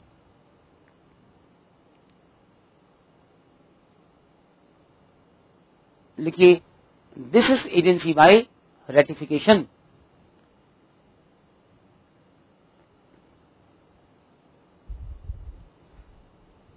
Jaipur वाले बच्चे कह रहे हैं कि एस्ट्रोपल और नेसेसिटी में बड़ी सारी सिमिलरिटी हो रहेंगी। यस बेटा बिल्कुल, आप एस्ट्रोपल और नेसेसिटी में ऐसा कह सकते हो कि जिस सर्कमस्टांस में एस्ट्रोपल का एग्जांपल मैंने आपको बताया, जहां आप दूसरे की कुछ मदद करते हो, नेसेसिटी के अंदर भी हम सेम एग्जांपल यूज करें तो इस सर्कमस्टांस में दोनों बिल्कुल एक जैसी हो गई। मेरे पास एक क्वेरी आ रही है, फरीदाबाद वाले बच्चों ने कुछ पूछना है। हाँ जी, फरीदाबाद से, we want to ask something.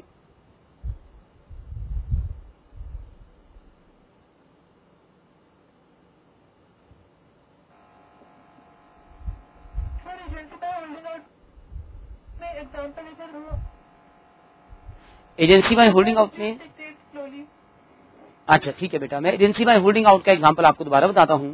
आप सुनिएगा, एजेंसी बाय होल्डिंग आउट का मतलब था कि आप जो एजेंसी बना रहे हो उसमें दूसरे पर्सन ने आपकी मदद करने के लिए, दूसरे पर्सन ने, आपने उसके लिए कुछ काम किया, उसने कुछ पॉजिटिव बिहेवियर आपको दिखाया।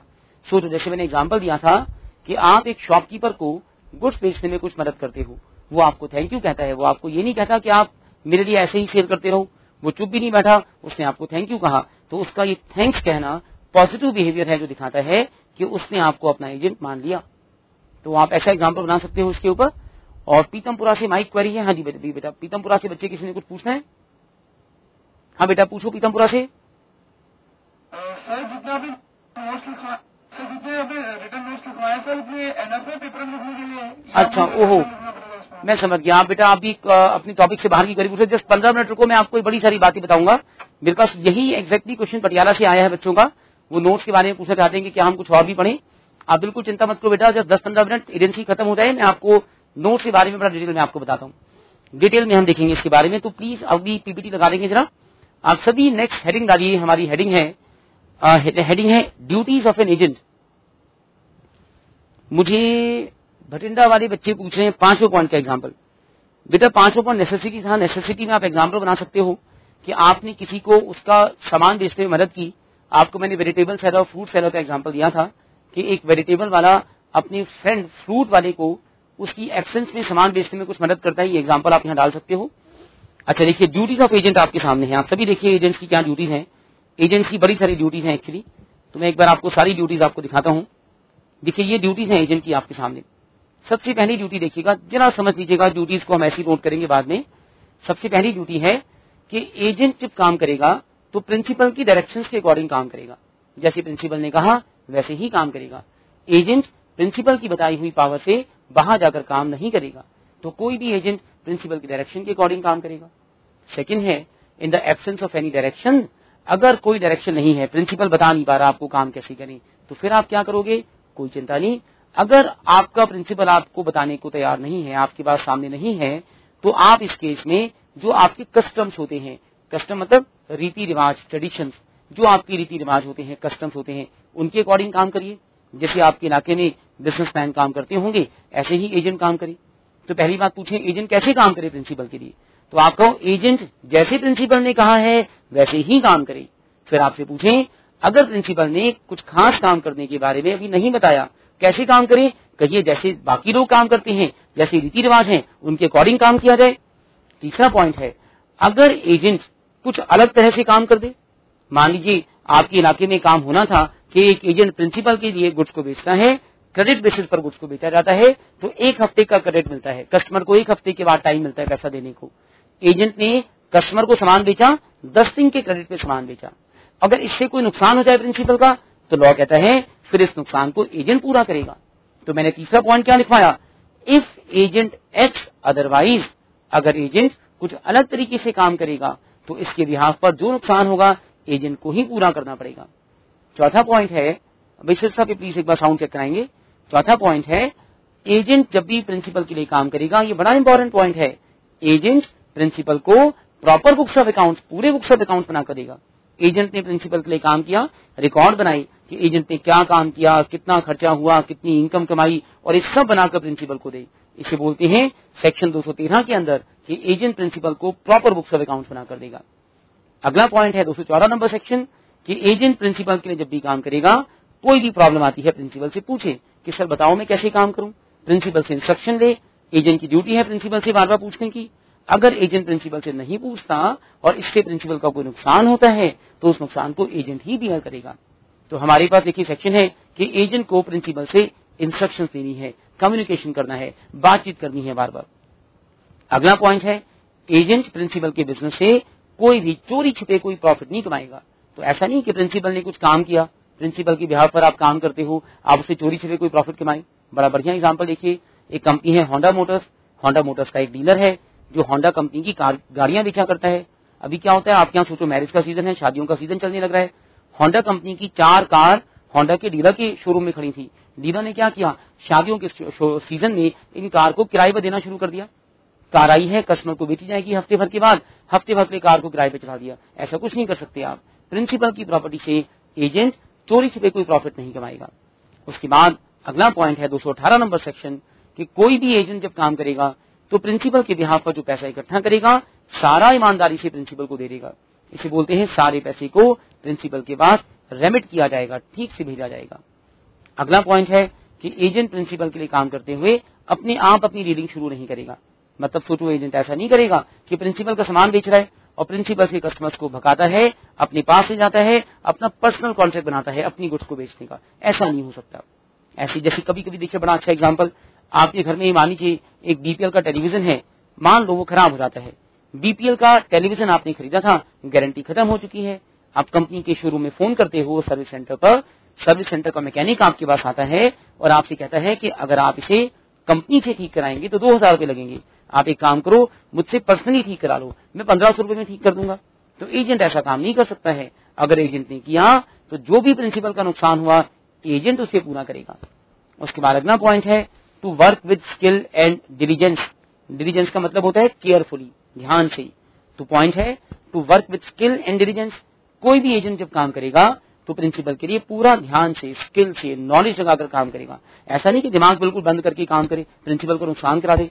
आप प्रिंसिपल के लिए काम करो तो ठीक से काम करो और जितना भी काम करेंगे बिल्कुल ध्यान से काम करें ताकि प्रिंसिपल का नुकसान कम से कम हो। ये पॉइंट आपके सामने है जो एजेंट की ड्यूटी होती है। कभी कभी 2-2, 3-3 नंबर के अंदर पूछा जा सकता है कि एक एजेंट की क्या ड्यूटीज हैं। तो मैं आपको लिखवाता हूं इनके बारे में। आप सभी हेडिंग डाल चुके हैं और हेडिंग डालकर आप लिखें इसके अंदर, लिखिए when the agents are working for principal, when agents are working for principal, then agents have following duties.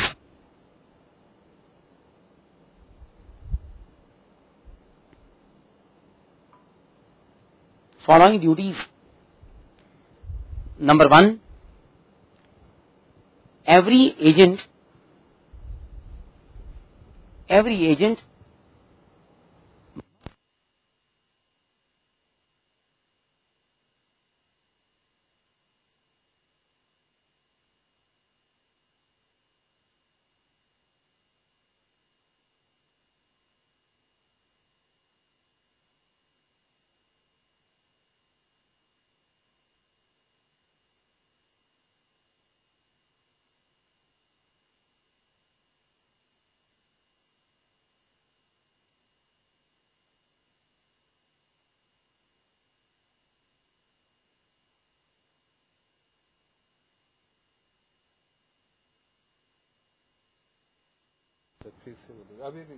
अच्छा बेटा मैं दोबारा बोलता हूँ, मुझे लग रहा है कि एक बार जस्ट 1 मिनट पहले शायद मेरा साउंड आपके पास आना बंद हो गया है ना।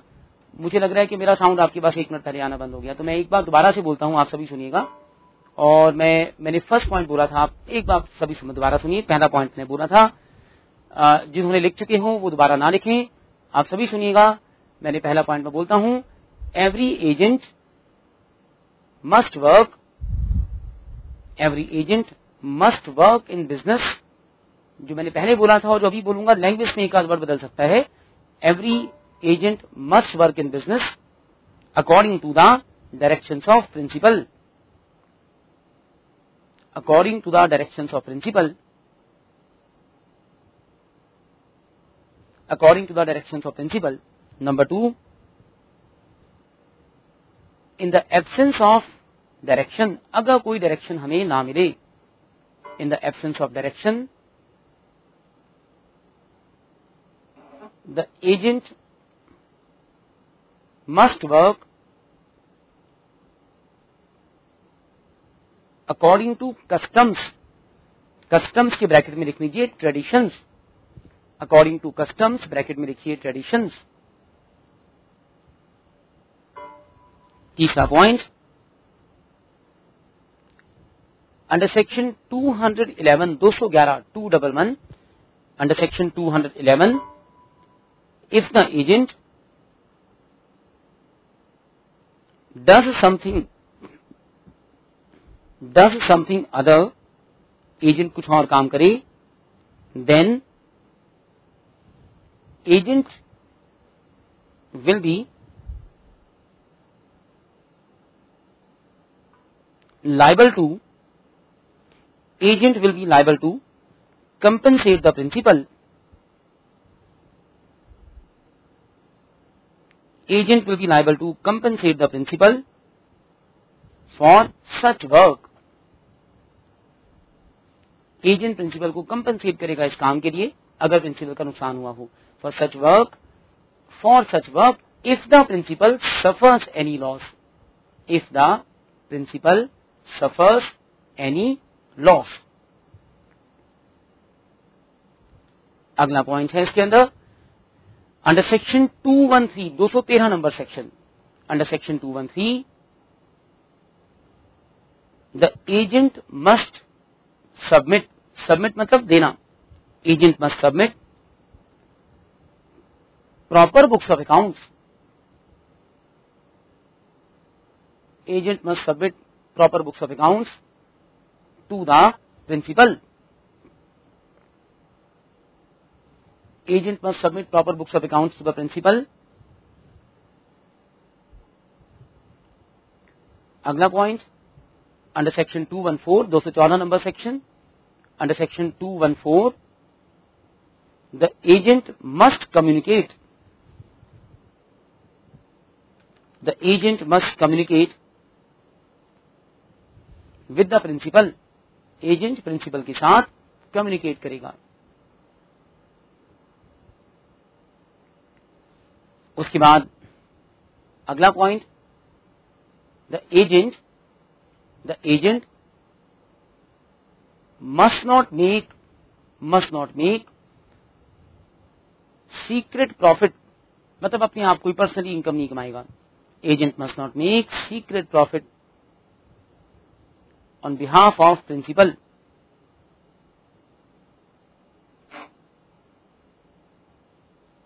On behalf of principal.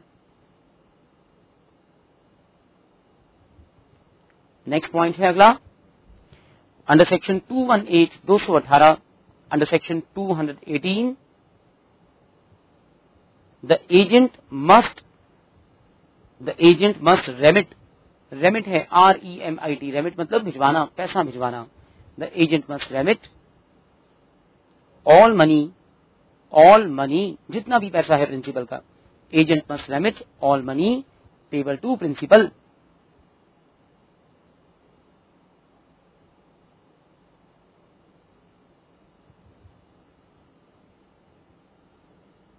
उसके बाद अगला पॉइंट है, agent must not deal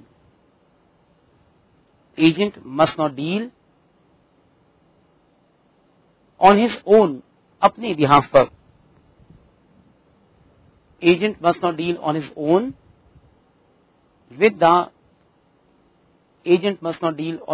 with the clients of principal.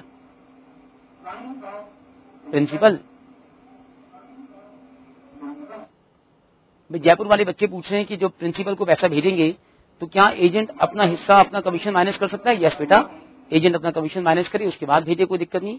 और गुड़गांव से आपने पूछा है बेटा मुझे पॉइंट नंबर 5 का मीनिंग, पॉइंट नंबर 5 था 1 2 3 4 5, 5वां पॉइंट था कि एजेंट को जब भी कुछ काम करते हुए प्रॉब्लम आए ना तो प्रिंसिपल से पूछे, प्रिंसिपल से इंस्ट्रक्शन लेके बताओ मेरी हेल्प करो, मैं कैसे काम करूं। प्रिंसिपल कहेगा भी ये काम ऐसे करो। जैसे एजेंट ने कस्टमर्स को सामान बेचना है तो एजेंट प्रिंसिपल से पूछे भी आजकल रिसेशन चल रहा है, मंदी का जमाना है, तो क्या मैं कस्टमर्स को डिस्काउंट दूं? प्रिंसिपल कहेगा हाँ डिस्काउंट दो, तो यस दे सकते हैं। अच्छा, उसके बाद सुनिए अगला पॉइंट, आखिरी point, every agent must work आखिरी पॉइंट है every agent must work with skill and diligence. Skill and diligent. और जो पिछले वाला पॉइंट मैंने बोला था वो था कि एजेंट मस्ट नॉट डील। पिछले वाला पॉइंट आपने किसी ने पूछा है, मैं दोबारा रिपीट कर दूं। लास्ट पॉइंट था agent must not deal on his own account. Last point बोला है agent must work with skill and diligence. बस देखिए ये काम हमारा खत्म हो गया। उसके बाद हाँ जी प्लीज नेक्स्ट पीपीटी लगा देंगे। उसके बाद अगली हेडिंग आपके सामने आएगी जिसका नाम है राइट्स ऑफ एन एजेंट। देखिए एजेंट्स के पास क्या राइट्स हैं, ये राइट्स आपके सामने हैं जो एजेंट्स के पास हैं। आप ध्यान से देखिए कैसे राइट्स हैं एजेंट्स के पास। जो आपने जयपुर वाले एक बच्चे ने क्वेश्चन पूछा भी था, एजेंट के पास क्या पावर है। देखो बेटा सेक्शन 217 है जो कहता है कि एक एजेंट जब प्रिंसिपल को अपना पैसा भेजेगा तो अपना कमीशन, अपने खर्चे, अपने रेम्यूनरेशन को माइनस करवा देगा। दूसरा, एजेंट के पास पावर है कि जो पैसा उसका प्रिंसिपल का पड़ा हुआ है वो प्रिंसिपल के पास भिजवा दे। अगर प्रिंसिपल उससे कहे कि नहीं मैं अभी पैसा नहीं दूंगा, मैं 2 दिन के बाद दूंगा, तो एजेंट जबरदस्ती भिजवा देगा। कहेगा बताओ मैं कहाँ रखूं संभाल के, मुझे तो इस पैसे की सेफ्टी के लिए एक्स्ट्रा खर्चे करने पड़ जाएंगे। तो एजेंट के पास राइट है प्रिंसिपल का अमाउंट उसे जबरदस्ती भिजवा देगा, प्रिंसिपल लेने से मना करे। तीसरा है to receive agreed remuneration. Agent के पास राइट है प्रिंसिपल से अपनी रेम्यूनरेशन, अपना कमीशन टाइम पर ले। प्रिंसिपल पैसा देने में डिले करे तो एजेंट केस कर सकता है। चौथा पॉइंट है एजेंट के पास राइट है कि प्रिंसिपल की गुड्स को अपने कब्जे में रख ले अगर प्रिंसिपल एजेंट का पैसा ना दे। तो अगर प्रिंसिपल ने एजेंट का पैसा टाइम पर नहीं दिया तो प्रिंसिपल की जो गुड्स एजेंट के पास पड़ी हैं एजेंट उसे अपने पास रख लेगा। अगला राइट है right to be indemnified. Right to be indemnified का मतलब अगर एजेंट ने प्रिंसिपल के लिए काम करते हुए कोई नुकसान बियर किया, एजेंट ने कुछ खर्चा किया, तो एजेंट के किए हुए सभी खर्चों को प्रिंसिपल ही पे करेगा। आखिरी पॉइंट है to claim compensation for injury. Principal के लिए काम करते हुए एजेंट का लॉस हो गया तो जो भी कंपेंसेशन वगैरह एजेंट को जो भी इंजरीज हुई वो एजेंट लेगा, एजेंट प्रिंसिपल से मांगेगा। आप लास्ट 2 पॉइंट्स के एग्जांपल देख सकते हो कि मान लो एक कार कंपनी है और जैसे आप एक डीलर हो एक कार कंपनी के, और आप इस कार कंपनी की गुड्स को बेचते हुए एक एक्सपेंस करते हो। क्या एक्सपेंस करते हो कि आपको एक गैरेज मेंटेन करना पड़ता है जहां इन सभी कार्स को संभाल के रखा जाता है। कस्टमर्स को बेचने के टाइम पर इनकी साफ सफाई की जाती है, तो इसके सारे खर्चे आप प्रिंसिपल से मांगोगे। सोचो आपके वर्कर्स हैं, इस कार को बड़ा ध्यान से लेकर जाते हैं, लेकिन कार को ट्रक से उतारते हुए रखवाते हुए एक वर्कर का एक्सीडेंट हो जाता है। तो एजेंट ने अगर जेन्युइनली ध्यान से काम किया तो प्रिंसिपल के लिए काम करते हुए जो भी नुकसान एजेंट का होता है वो सभी नुकसान प्रिंसिपल को ही पूरे करने पड़ते हैं। ये सभी राइट्स हैं एजेंट के। आपने अगर आप ध्यान से देखो, इसके पहले ही मेरे साथ पढ़ा एजेंट की ड्यूटीज और अभी आपने देखा एजेंट की राइट्स। अगर आप इन्हें उल्टा कर दो तो आपको मिलेगा जो एजेंट के राइट्स थे वो प्रिंसिपल की ड्यूटीज थी और जो एजेंट की ड्यूटीज थी वो प्रिंसिपल के राइट्स थे।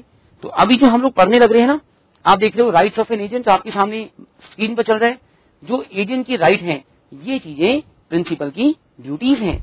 तो आप सभी लिखिएगा, मैं आपको बताता हूं और आप सभी लिखिएगा। लिखते हुए एक बार दोबारा समझाऊंगा मैं आपको पॉइंट्स को। आप देखो लिखो सभी राइट्स ऑफ एजेंट्स। इसमें लिखिए number 1, agent has a right, agent has a right to retain money. Agent has a right to retain money for his personal expenses,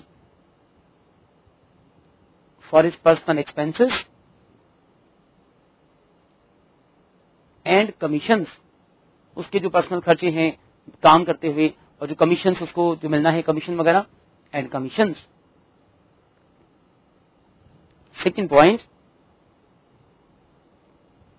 agent will remit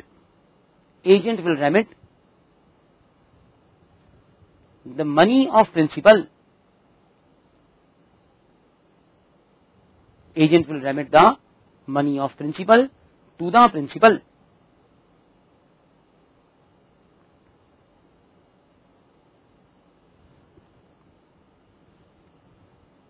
third point है agent has a right to receive remunerations. remuneration मतलब जो उसकी salary वगैरह है। agent has a right to receive remunerations. Number 4 है agent has a right, agent has a right of लियन, LIEN। लियन का मतलब होता है हमारा हक, कि हम प्रिंसिपल का सामान तब तक नहीं देंगे जब तक हमारा पैसा ना मिले। तो agent has a right of lien on principal's goods, agent has a right on lien on principal's goods.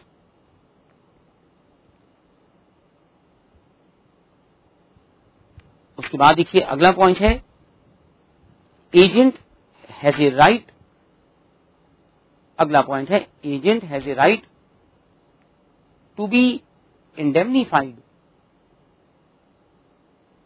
indemnified for any expense, for any expense incurred on behalf of principal, incurred on behalf of principal।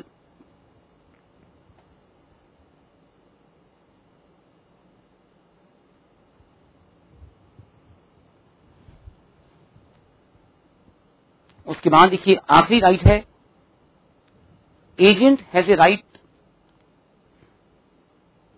agent has a right to claim compensation,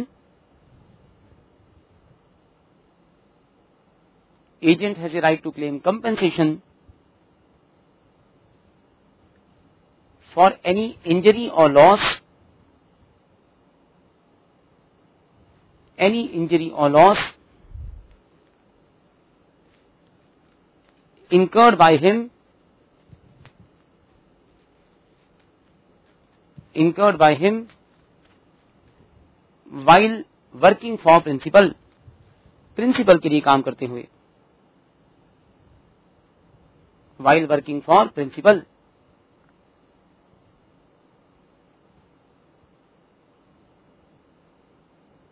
अब देखिए आपके सामने दो उल्टी heading आपके सामने मिलेंगी। Reverse heading है, पहली हेडिंग है कि एक प्रिंसिपल की क्या ड्यूटीज हैं, और एक हेडिंग है प्रिंसिपल के क्या राइट्स हैं। तो प्रिंसिपल की वो सारी ड्यूटीज हैं जो एजेंट के राइट्स हैं, और प्रिंसिपल के राइट्स क्या हैं जो एजेंट की ड्यूटीज हैं। तो आप एक बार इसको ऐसे ही नोट करिए हेडिंग्स को। अगर आपसे थ्योरी में पूछे तो आप इन बातों को ऐसे बताओगे। देखिए मेरे पास एक क्वेश्चन आया है, सिरसा वाले बच्चों ने पूछा है कि एक आदमी ने कंपनी से 1400 सीसी की कार खरीदी और कंपनी ने उसको 1200 सीसी का इंजन लगा कर दिया। कहते हैं कंपनी ने के इंजीनियर ने आकर मिस्टेक से बताया कि कंपनी ने गलती से 1200 सीसी वाला इंजन लगा दिया। ओके मैं समझ गया बेटा, आप सभी सुनिए, मुझे लगता है आप लोग आंसर बता सकते हो।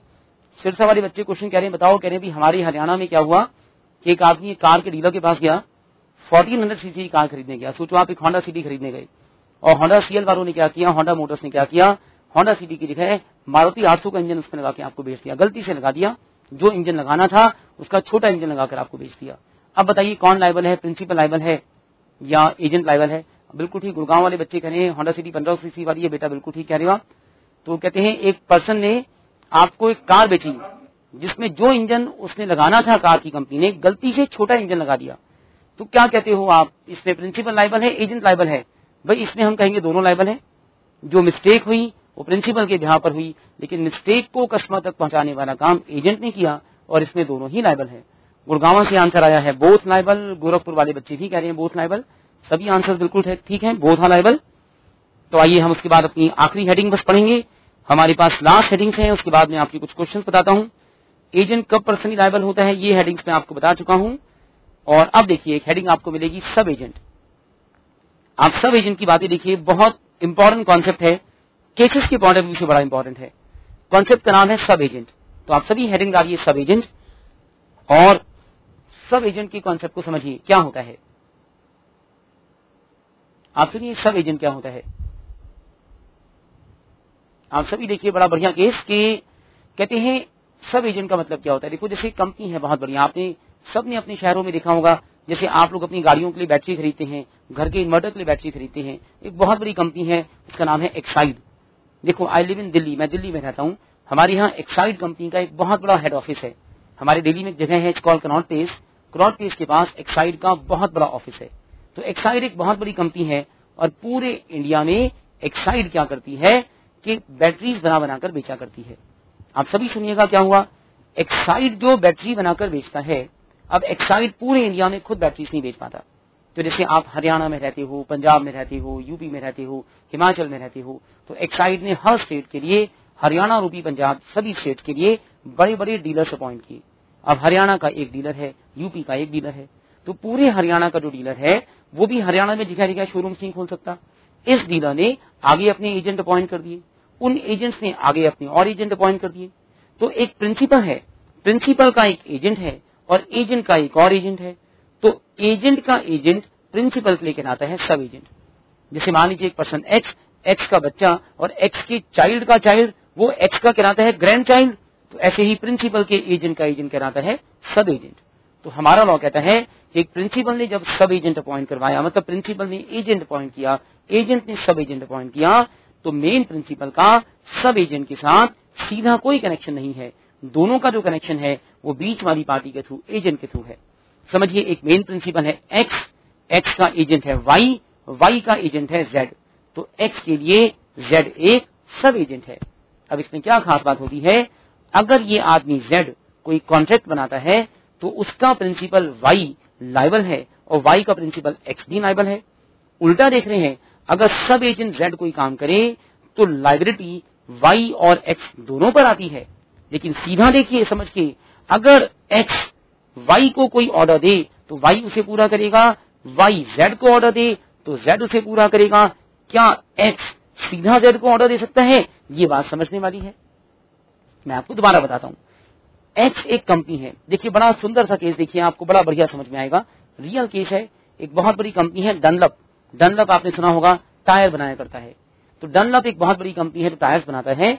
डनलप ने क्या किया, एक कार का टायर बनाया और टायर बनाकर डनलप के अपने शोरूम भी होते हैं जहां से इसको बेचा करते हैं। तो डनलप ने अपने शोरूम से 1,000 रुपए के टायर बेचने शुरू किए। अब क्या हुआ, इसके बाद डनलप ने अपने एजेंट अपॉइंट किए। एजेंट से कहा भी देखो हम 1,000 रुपए का टायर अपने शोरूम से बेचते हैं, आप हमारे एजेंट हो, आपको ये टायर हम 700 रुपए का दे देंगे, लेकिन आप इसे कभी 1,000 रुपए से कम का मत बेचना। आप 1,000 से कम का बेचोगे तो हमारे शोरूम से कौन खरीदेगा? तो एजेंट ने कहा ठीक है मालिक, आप एक काम करो, मुझे 700 रुपए का टायर दो, मैं 1,000 रुपए का बेचूंगा। एजेंट ने क्या किया, एक सब एजेंट अपॉइंट किया। सब एजेंट से कहा भी देखो आपको टायर दूंगा 800 रुपए का दूंगा और आपने बाजार में कस्टमर को 1,000 रुपए से कम का नहीं बेचना, क्योंकि हमारा जो मेन प्रिंसिपल डनलप है ना वो 1,000 का बेचा करता है। तो डनलप टायर बेचता था 1,000 का, अपने एजेंट को देता था 700 का। एजेंट अपने सब एजेंट को देता है 800 में और कंडीशन लगा देता है भी 1,000 से कम मत बेचना। सब एजेंट ने क्या किया, कुछ टायर बाजार में 900 रुपीज के 900 रुपए के बेच दिए। डनलप को पता चला तो उसने सब एजेंट को ऑर्डर दिया, उसे कहा कि आप अपने प्रिंसिपल के साथ बंधे हुए हो कॉन्ट्रैक्ट के अंदर और आप इस टायर को 900 रुपए का नहीं बेच सकते हो। सब एजेंट ने डनलप की बात मानने से मना कर दिया। डनलप ने सब एजेंट के ऊपर कोर्ट में केस किया और कंपनसेशन मांगा। तो आप ये बताओ, क्या इस केस में सब एजेंट डनलप की बात मानने के लायबल है या नहीं है? क्या कहते हैं? Raise your hands. और बाकी जो बच्चे हैं सभी सेस पर आंसर भी दो। मेरे पास एक क्वेश्चन आया है, how many agents does one principal can have. एक क्वेश्चन आया, मैं आपका क्वेश्चन आंसर सुनने से पहले आपको बताता हूं। एक क्वेश्चन आया है, एक प्रिंसिपल के पास कितने एजेंट हो सकते हैं? बेटा जितने चाहे हो सकते हैं, कोई लिमिटेशन नहीं होती। अच्छा, गुड़गांव के बच्चे कह रहे हैं नो, डनलप का सब एजेंट उसकी बात नहीं मानेगा। गोरखपुर वाले कह रहे हैं यस मानेगा। रेवाड़ी वाले कहते हैं मानेगा। ओके, अलवर वाले कहते हैं नहीं मानेगा। पीतमपुरा वाले कहते हैं मानेगा। भटिंडा वाले कहते हैं मानेगा। ओके फाइन, 2 आंसर आ रहे हैं भाई, दोनों में से पक्की बात है, आधे आंसर तो ठीक है बिल्कुल। कुछ कहते हैं मानेगा, कुछ कहते नहीं मानेगा। माइक पर कुछ आंसर देना चाहो आप लोग? हाँ जी, माइक पर बताओ, कुछ आंसर दो। हाँ जी, अलवर पर आपने आगे हाथ उठाए बेटा।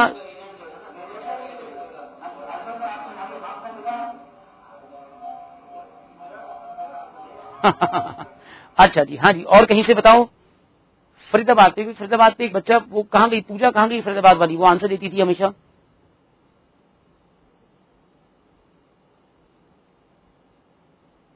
चलिए, और कहीं से। हाँ जी, पीतमपुरा वाले बच्चे बताओ भी, क्या कहते हो? हाँ भाई, पीतमपुरा वालों क्या कहते हो, डनलप की बात सब एजेंट मानेगा नहीं मानेगा? अच्छा मानेगा, ओके फाइन। अच्छा ओके फाइन, चलिए मैं बताता हूँ। हाँ जी सर, गुड़गांव से आप बताओ। हाँ बेटा, गुड़गांव से क्या कहते हो आप?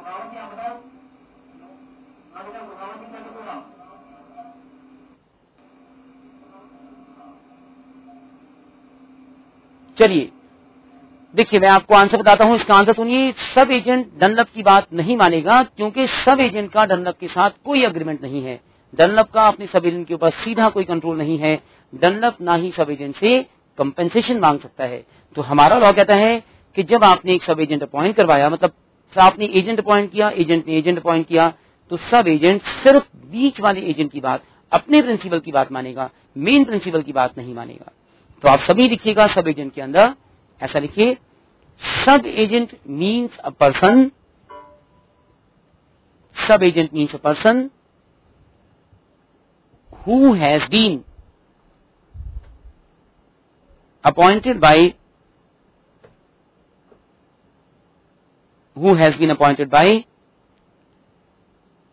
agent of a person. So sub agent is the agent of agent.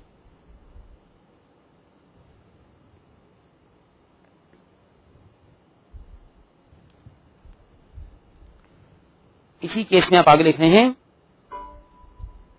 Under section 191, section है 191, under section 191 every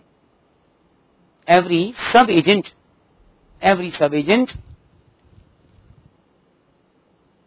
is a representative of main principal. Every sub-agent is a representative of main principal. मैं दोबारा बताता हूं, मैंने बोला every sub-agent is a representative of main principal. However, the sub-agent is not bound. Sub-agent is not bound to listen to the instructions of main principal.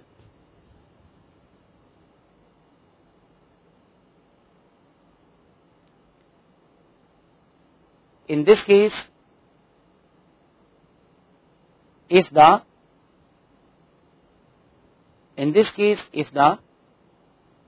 sub-agent has done something,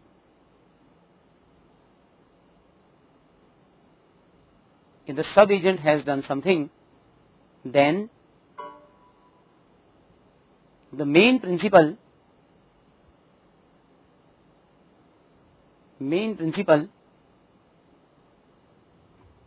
cannot file any court case. Main principal cannot file any court case against sub-agent.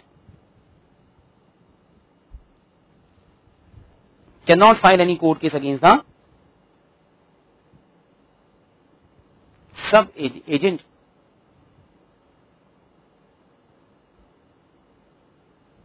बस देखिए, ये हमारे पास हुआ कि हम एक सब agent के बारे में क्या पढ़ते हैं। अब आप नेक्स्ट हेडिंग डालिए, आपके सामने अगली हेडिंग है termination of agency. Termination, agency का खत्म होना। सो नेक्स्ट पीपीटी लगा देंगे, टर्मिनेशन ऑफ एजेंसी आपके सामने है हेडिंग।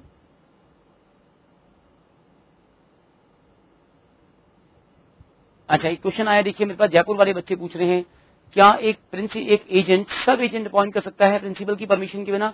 यस बेटा, एक एजेंट सब एजेंट अपॉइंट करना चाहता है, ये एजेंट की अपनी मर्जी है, इसके लिए उसे प्रिंसिपल से नहीं पूछना होता।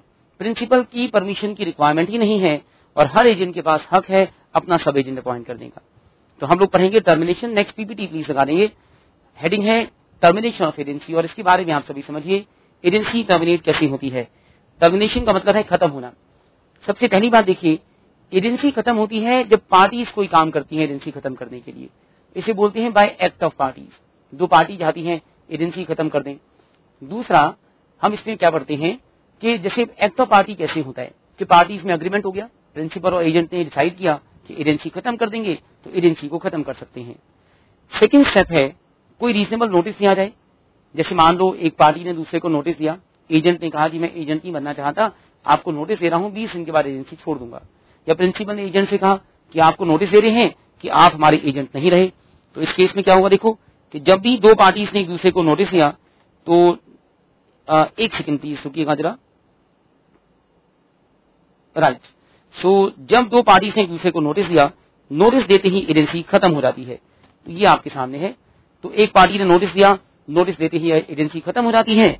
और तीसरा है बाय ऑपरेशन ऑफ लॉ। तो पहला एजेंसी खत्म करने का तरीका हुआ पार्टीज के बीच में अग्रीमेंट हुआ, या एक पार्टी ने नोटिस देकर सेकंड से कहा कि एजेंसी खत्म करेंगे। सेकंड है बाय ऑपरेशन ऑफ लॉ। जैसे कि बड़ा अच्छा एग्जांपल कि जो बिजनेस करना था प्रिंसिपल एजेंट ने वो पूरा हो गया, खत्म हो गया बिजनेस। अब बिजनेस खत्म हो गया तो एजेंसी भी खत्म हो गई। सोचिए एक प्रिंसिपल है जिसने एक पिक्चर बनाई, मूवी बनाई, और इस फीचर फिल्म को पिक्चर को बनाकर रिलीज करना था। इस पिक्चर को रिलीज किया गया और रिलीज होने के बाद मूवी की जो इनकम थी मूवी की वो सारी आ गई, प्रिंसिपल एजेंट के बीच में डिवाइड हो गई, एजेंसी अपने आप खत्म हो जाती है। देन अगला है बाय डेथ और इंसैनिटी ऑफ प्रिंसिपल और एजेंट। प्रिंसिपल या एजेंट कोई किसी की भी डेथ हो जाए, कोई भी अनसाउंड हो जाए। आपने अभी पढ़ा था शुरू में कि एक अनसाउंड पर्सन ना तो प्रिंसिपल होगा और ना ही एजेंट होगा, तो डेथ होते ही एजेंसी खत्म हो जाती है। अगला स्टेप है व्हेन द प्रिंसिपल और agent is a company and by its dissolution. Principal या एजेंट एक कंपनी है और इस कंपनी को बंद कर दिया गया, लिक्विडेशन कर दिया गया, खत्म कर दिया गया। तो जैसे ही ये कंपनी बंद होती है एजेंसी भी खत्म हो जाती है। तो एजेंसी खत्म करने के तरीके एक और देखिए। उसके बाद by expiration of period fix by agency.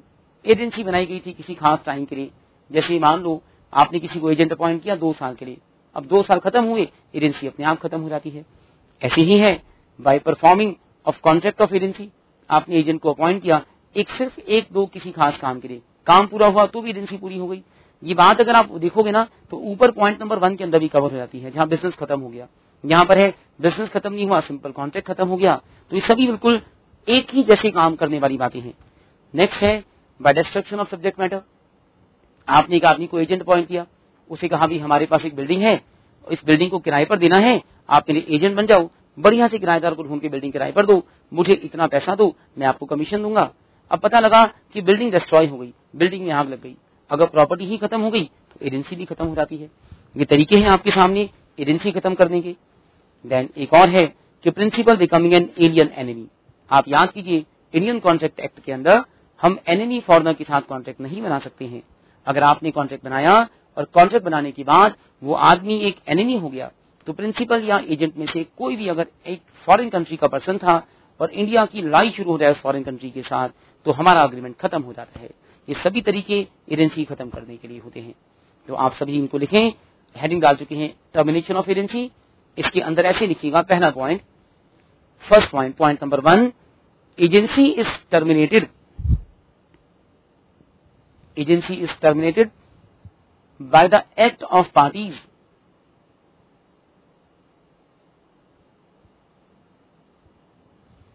If agency is every agency is terminated by the act of parties. For example, agency is terminated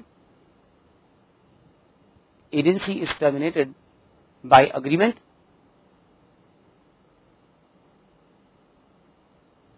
Agency is terminated by agreement, or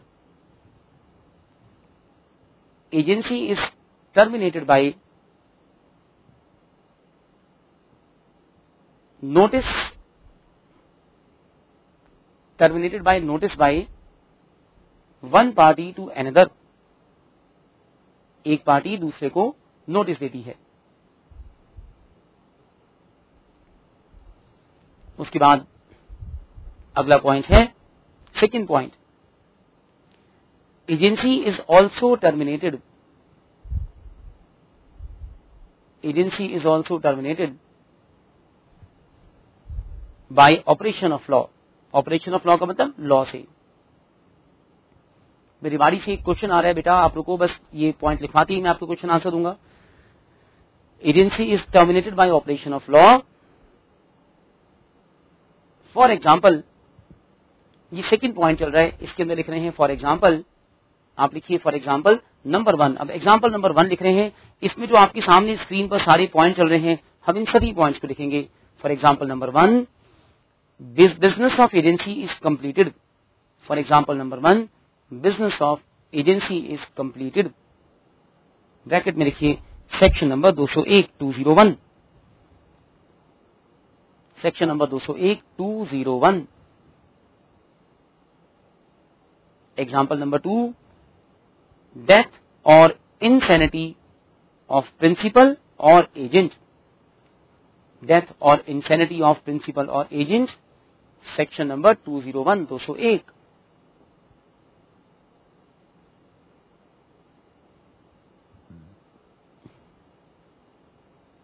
number 3, on dissolution of principal और agent, dissolution of principal और agent, if these are companies. आप क्या लिख रहे हैं? Dissolution of principal और agent if these are companies. उसके बाद एग्जाम्पल नंबर 4 है, on expiration of fix period of agency. Agency का टाइम फिक्स था, वो खत्म हो गया। On expiration of fix period of agency, agency का फिक्स टाइम खत्म हो गया।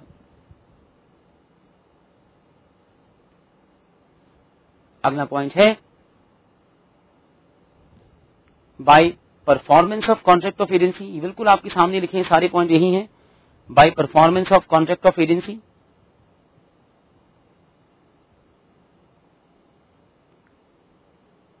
देन बस आखिरी 2 पॉइंट छोटे छोटे और हैं। एक पॉइंट है, by destruction of subject matter. By destruction of subject matter,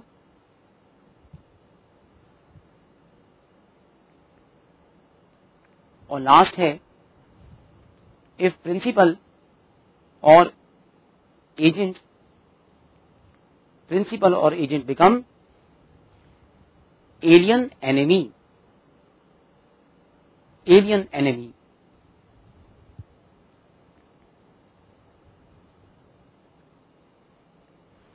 अच्छा जी, आपने ये तो हमारी एजेंसी वाला काम खत्म हो गया। कुछ बच्चों ने मुझे डिमांड की थी, बीच में कह रहे थे कि मैं एजेंट के राइट्स, गोरखपुर वाले बच्चे कह रहे थे राइट्स ऑफ प्रिंसिपल में लगा दूं। बेटा मैं राइट्स ऑफ प्रिंसिपल आपके सामने लगा देता हूं। राइट्स ऑफ प्रिंसिपल तो नहीं थे, राइट्स ऑफ एजेंट थे, तो ये मैं आपके सामने लगा देता हूं, आप सभी देख लीजिएगा। और रेस्ट ऑफ यू जो हैं, कुछ क्वेरीज आप सभी बच्चों ने मुझे भेजी हैं, आपकी क्वेरीज इतने में बताता हूं आपने मुझे क्या क्या पूछा था। प्लीज पीपीटी ऐसे ही छोड़ दीजिएगा, इसको लगाई रहने दीजिएगा। आप सभी सुनिए, मेरे पास एक क्वेरी आई है, बहुत अच्छी है। मैं आपको बताता हूं। कुछ बच्चों ने पूछा था, पटियाला के बच्चों ने पूछा था, मैंने उन्हें कहा था मैं अभी आपको बता दूंगा। आप सभी सुनो बेटा, कि आपने कई स्टूडेंट्स ने कई बार क्वेश्चन पूछा। आप सभी देखिए, जब आप पढ़ते हैं तो केसेस के आंसर कैसे देते हैं। मैं एक तो बाहर चेक करूंगा ऑफिस में कि क्या हम आप लोगों का टेस्ट ले सकते हैं। इनकेस अगर आप लोग टेस्ट देना चाहें तो मुझे बताइएगा। मैं चाहूंगा कि आप लोग एक टेस्ट लेकर मुझे बताओ, सो दैट हम आपकी जो कमियां होती है लैंग्वेज में उनको इंप्रूव कर सकें। जब आप पढ़ते हो ना, तो जो रजिस्टर्स में आप नोट्स बनाते हो, लिखते हो अपने हाथ से, ये आपके लिए सबसे ज्यादा इंपॉर्टेंट है। आप अगर लास्ट पिछले कुछ एग्जाम्स के पेपर्स को उठाकर देखें, पीसीसी के अभी तक 4-5 एग्जाम हुए, सभी के पेपर्स को उठाकर देखिए, आप अपने रजिस्टर्स को जब पढ़ेंगे तो आपको हर चीज का आंसर मिलेगा। कभी भी कोई आंसर लिखते हुए हमेशा ध्यान रखिए कि बिजनेस लॉ 30 नंबर के हैं, कंपनी लॉ 30 नंबर का है, एथिक्स 20 नंबर का है, कम्युनिकेशन 20 नंबर का है। पेपर के 4 हिस्से हैं। टोटल ओवरऑल पेपर बहुत लेंथी होता है, बहुत लंबा होता है, तो आपको 3 घंटे में चारों हिस्सों को आंसर देना है। तो आपने क्या करना है बेटा, किसी भी क्वेश्चन के आंसर को खींचकर जरूरत से ज्यादा बड़ा नहीं करना है।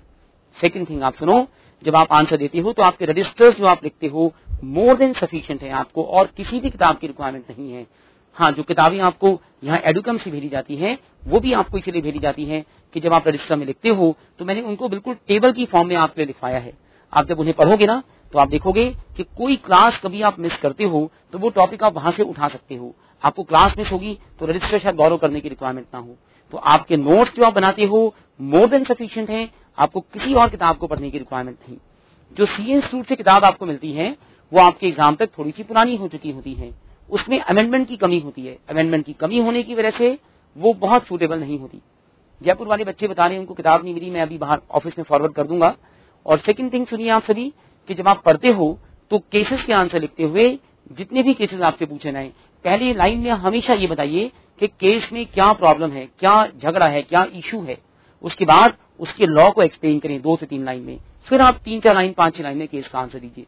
एक अच्छे केस का आंसर नॉर्मली 7-8 लाइन से आधे पौने पेज के बीच में होता है। कभी भी पौने पेज से बड़ा आंसर नहीं चाहिए। अगर आप लिखोगे तो आपका रिमेनिंग पेपर कम पड़ जाता है। मुझे कुछ बच्चों ने पूछा है, गोरखपुर वाले बच्चे करें नेक्स्ट स्लाइड। नेक्स्ट स्लाइड में तो कुछ था ही नहीं आपके पास, जो आप नेक्स्ट स्लाइड पूछो गोरखपुर वाले। और मुझे पूछा है अलवर के बच्चों ने, what about discharge of liability. बेटा डिस्चार्ज ऑफ लायबिलिटी मुझे लग रहा है अगर आप एजेंट की लायबिलिटी पूछो डिस्चार्ज कब होती है, तो आपको सभी को कहना है कि जब एजेंसी टर्मिनेट होती है तो एजेंट की लायबिलिटी डिस्चार्ज हो जाती है। अगर आपको पूछे एजेंट की लायबिलिटी डिस्चार्ज कब होती है, तो कहिए एजेंसी खत्म होने से लायबिलिटी डिस्चार्ज होती है। जो आपने टर्मिनेशन में मुझे पॉइंट लिखवाए हैं और आपने लिखे हैं कि एजेंसी खत्म कैसे होती है, वो सभी पॉइंट लिखकर आप कह सकते हो कि यहाँ लायबिलिटी डिस्चार्ज हो जाती है। एक बच्चों ने मुझे पूछा है कि नेक्स्ट टॉपिक क्या होगा। बेटा नेक्स्ट टॉपिक हम इसके बाद इधर हमारे पास एक तो पेमेंट ऑफ ग्रेच्युटी एक्ट है और एक हमारे पास ईपीएफ एक्ट है, प्रोविडेंट फंड एक्ट है। हम नेक्स्ट क्लास जब वेडनेसडे को मिलेंगे, मैं चाहूंगा आप सभी स्पेशल कॉन्ट्रैक्ट को पढ़कर आइएगा। आखिरकार 1 से 1.5 घंटा, 1.5 आवर, 1.5 घंटा लगाएंगे, स्पेशल कॉन्ट्रैक्ट वाले सारे क्वेश्चंस को लेंगे। आप सभी इनको पढ़कर आइएगा और उस वक्त तक हम एक काम और कर देंगे कि हम अपना नेक्स्ट चैप्टर शुरू करेंगे। हमारे पास 2 चैप्टर हैं। हमारे पास एक चैप्टर है, इसका नाम है ग्रेच्युटी एक्ट, और एक चैप्टर है जिसका नाम है ईपीएफ एक्ट। आप दोनों में से जो भी चैप्टर करना चाहें, अगर आपके एग्जाम्स के लिए कोई चैप्टर आपके ग्रेजुएशन के एग्जाम में आपको कुछ हेल्प करने वाला हो, तो मुझे आप अभी लिखकर भेज सकते हो सेट पर, या नेक्स्ट टाइम भी मुझे क्लास के शुरू में लिखकर देंगे। We can manage that. Second thing, और आप देखिए हमारे पास जो पीतमपुरा वाले बच्चे बता रहे हैं कि उनका जो शुरू का कुछ 15 मिनट का हिस्सा मिस हो गया था। बेटा आप एक बार इसको पढ़िएगा, मैं अभी उन्हें बोलता हूँ बाहर से, वो आपके लिए कुछ इसको रिपीट करवा देंगे। स्टार्टिंग का जो आपका पार्ट मिस हुआ है सारा, वो आपके लिए रिपीट करा देंगे। और अलवर के बच्चों ने पूछा है, ओके भटिंडा वाले बच्चे रिक्वेस्ट करें ग्रेच्युटी एक्ट पे, कोई बात नहीं बेटा, वी कैन स्टार्ट ग्रेच्युटी और ईपीएफ, कोई दिक्कत नहीं। और हमारे पास अलवर वाले बच्चों ने पूछा है एक्स्ट्रा ऑर्डिनरी एक्सपेंस क्या होते हैं।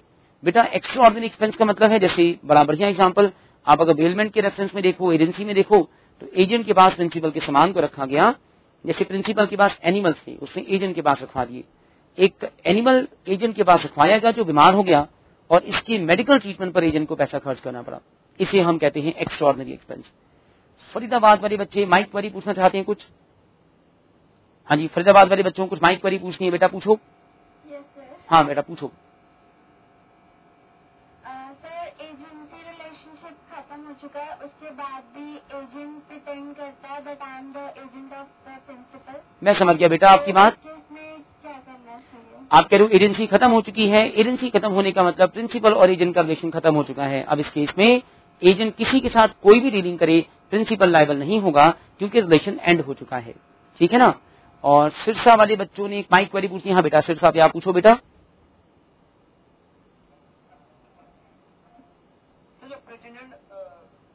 एजेंट होता है और सब्स्टिट्यूट एजेंट होता है, वो क्या होता है सर? अच्छा बेटा मैं समझ गया। वैसे मैं आपको जो क्वेश्चंस पढ़ोगे उनके साथ जाने वाला था। बेटा एक आदमी दूसरे प्रिंसिपल के बिहाफ पर कहता है, दिखाता है सबको कि मैं एजेंट हूँ, इसे बोलते हैं प्रिटेंडेड एजेंट। और एक आपका एजेंट है जो कहीं छुट्टी पर जाने वाला है, एक एजेंट के बदले में नया एजेंट अपॉइंट किया, तो बोल सकते हैं सब्स्टिट्यूट एजेंट। आपका एजेंट कुछ दिनों के लिए छुट्टी पर जाएगा, बीमार हो गया है, उसके बदले किसी को एजेंट अपॉइंट करना। ठीक है ना। भटिंडा वाले बच्चे कुछ क्वेश्चन पूछना चाहते हैं। हाँ बेटा भटिंडा पे पूछो।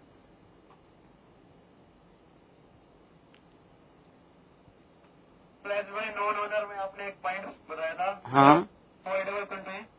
हाँ हाँ बोलो बेटा बोलो। कॉन्ट्रैक्ट में एक पर्सन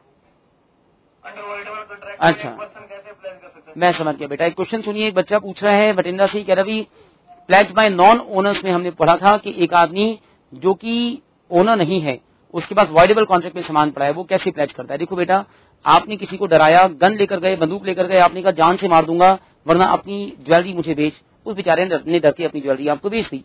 ये कॉन्ट्रैक्ट वॉइडेबल कहलाते हैं। अगर वो आदमी कोर्ट में जाए और ये साबित कर दे कि आपने उसे धमकाया था, तो कॉन्ट्रैक्ट को कैंसिल कर दिया जाएगा। बट अगर वो ये साबित नहीं कर पाया तो कॉन्ट्रैक्ट वैलिड होगा। इस केस में जो सामान आपके पास आ गया है, आप इसे आगे प्लेज कर सकते हो, क्योंकि अभी तक कॉन्ट्रैक्ट को वॉइड नहीं किया गया। जब तक इसे वॉइड नहीं किया गया तब तक ये वैलिड रहता है।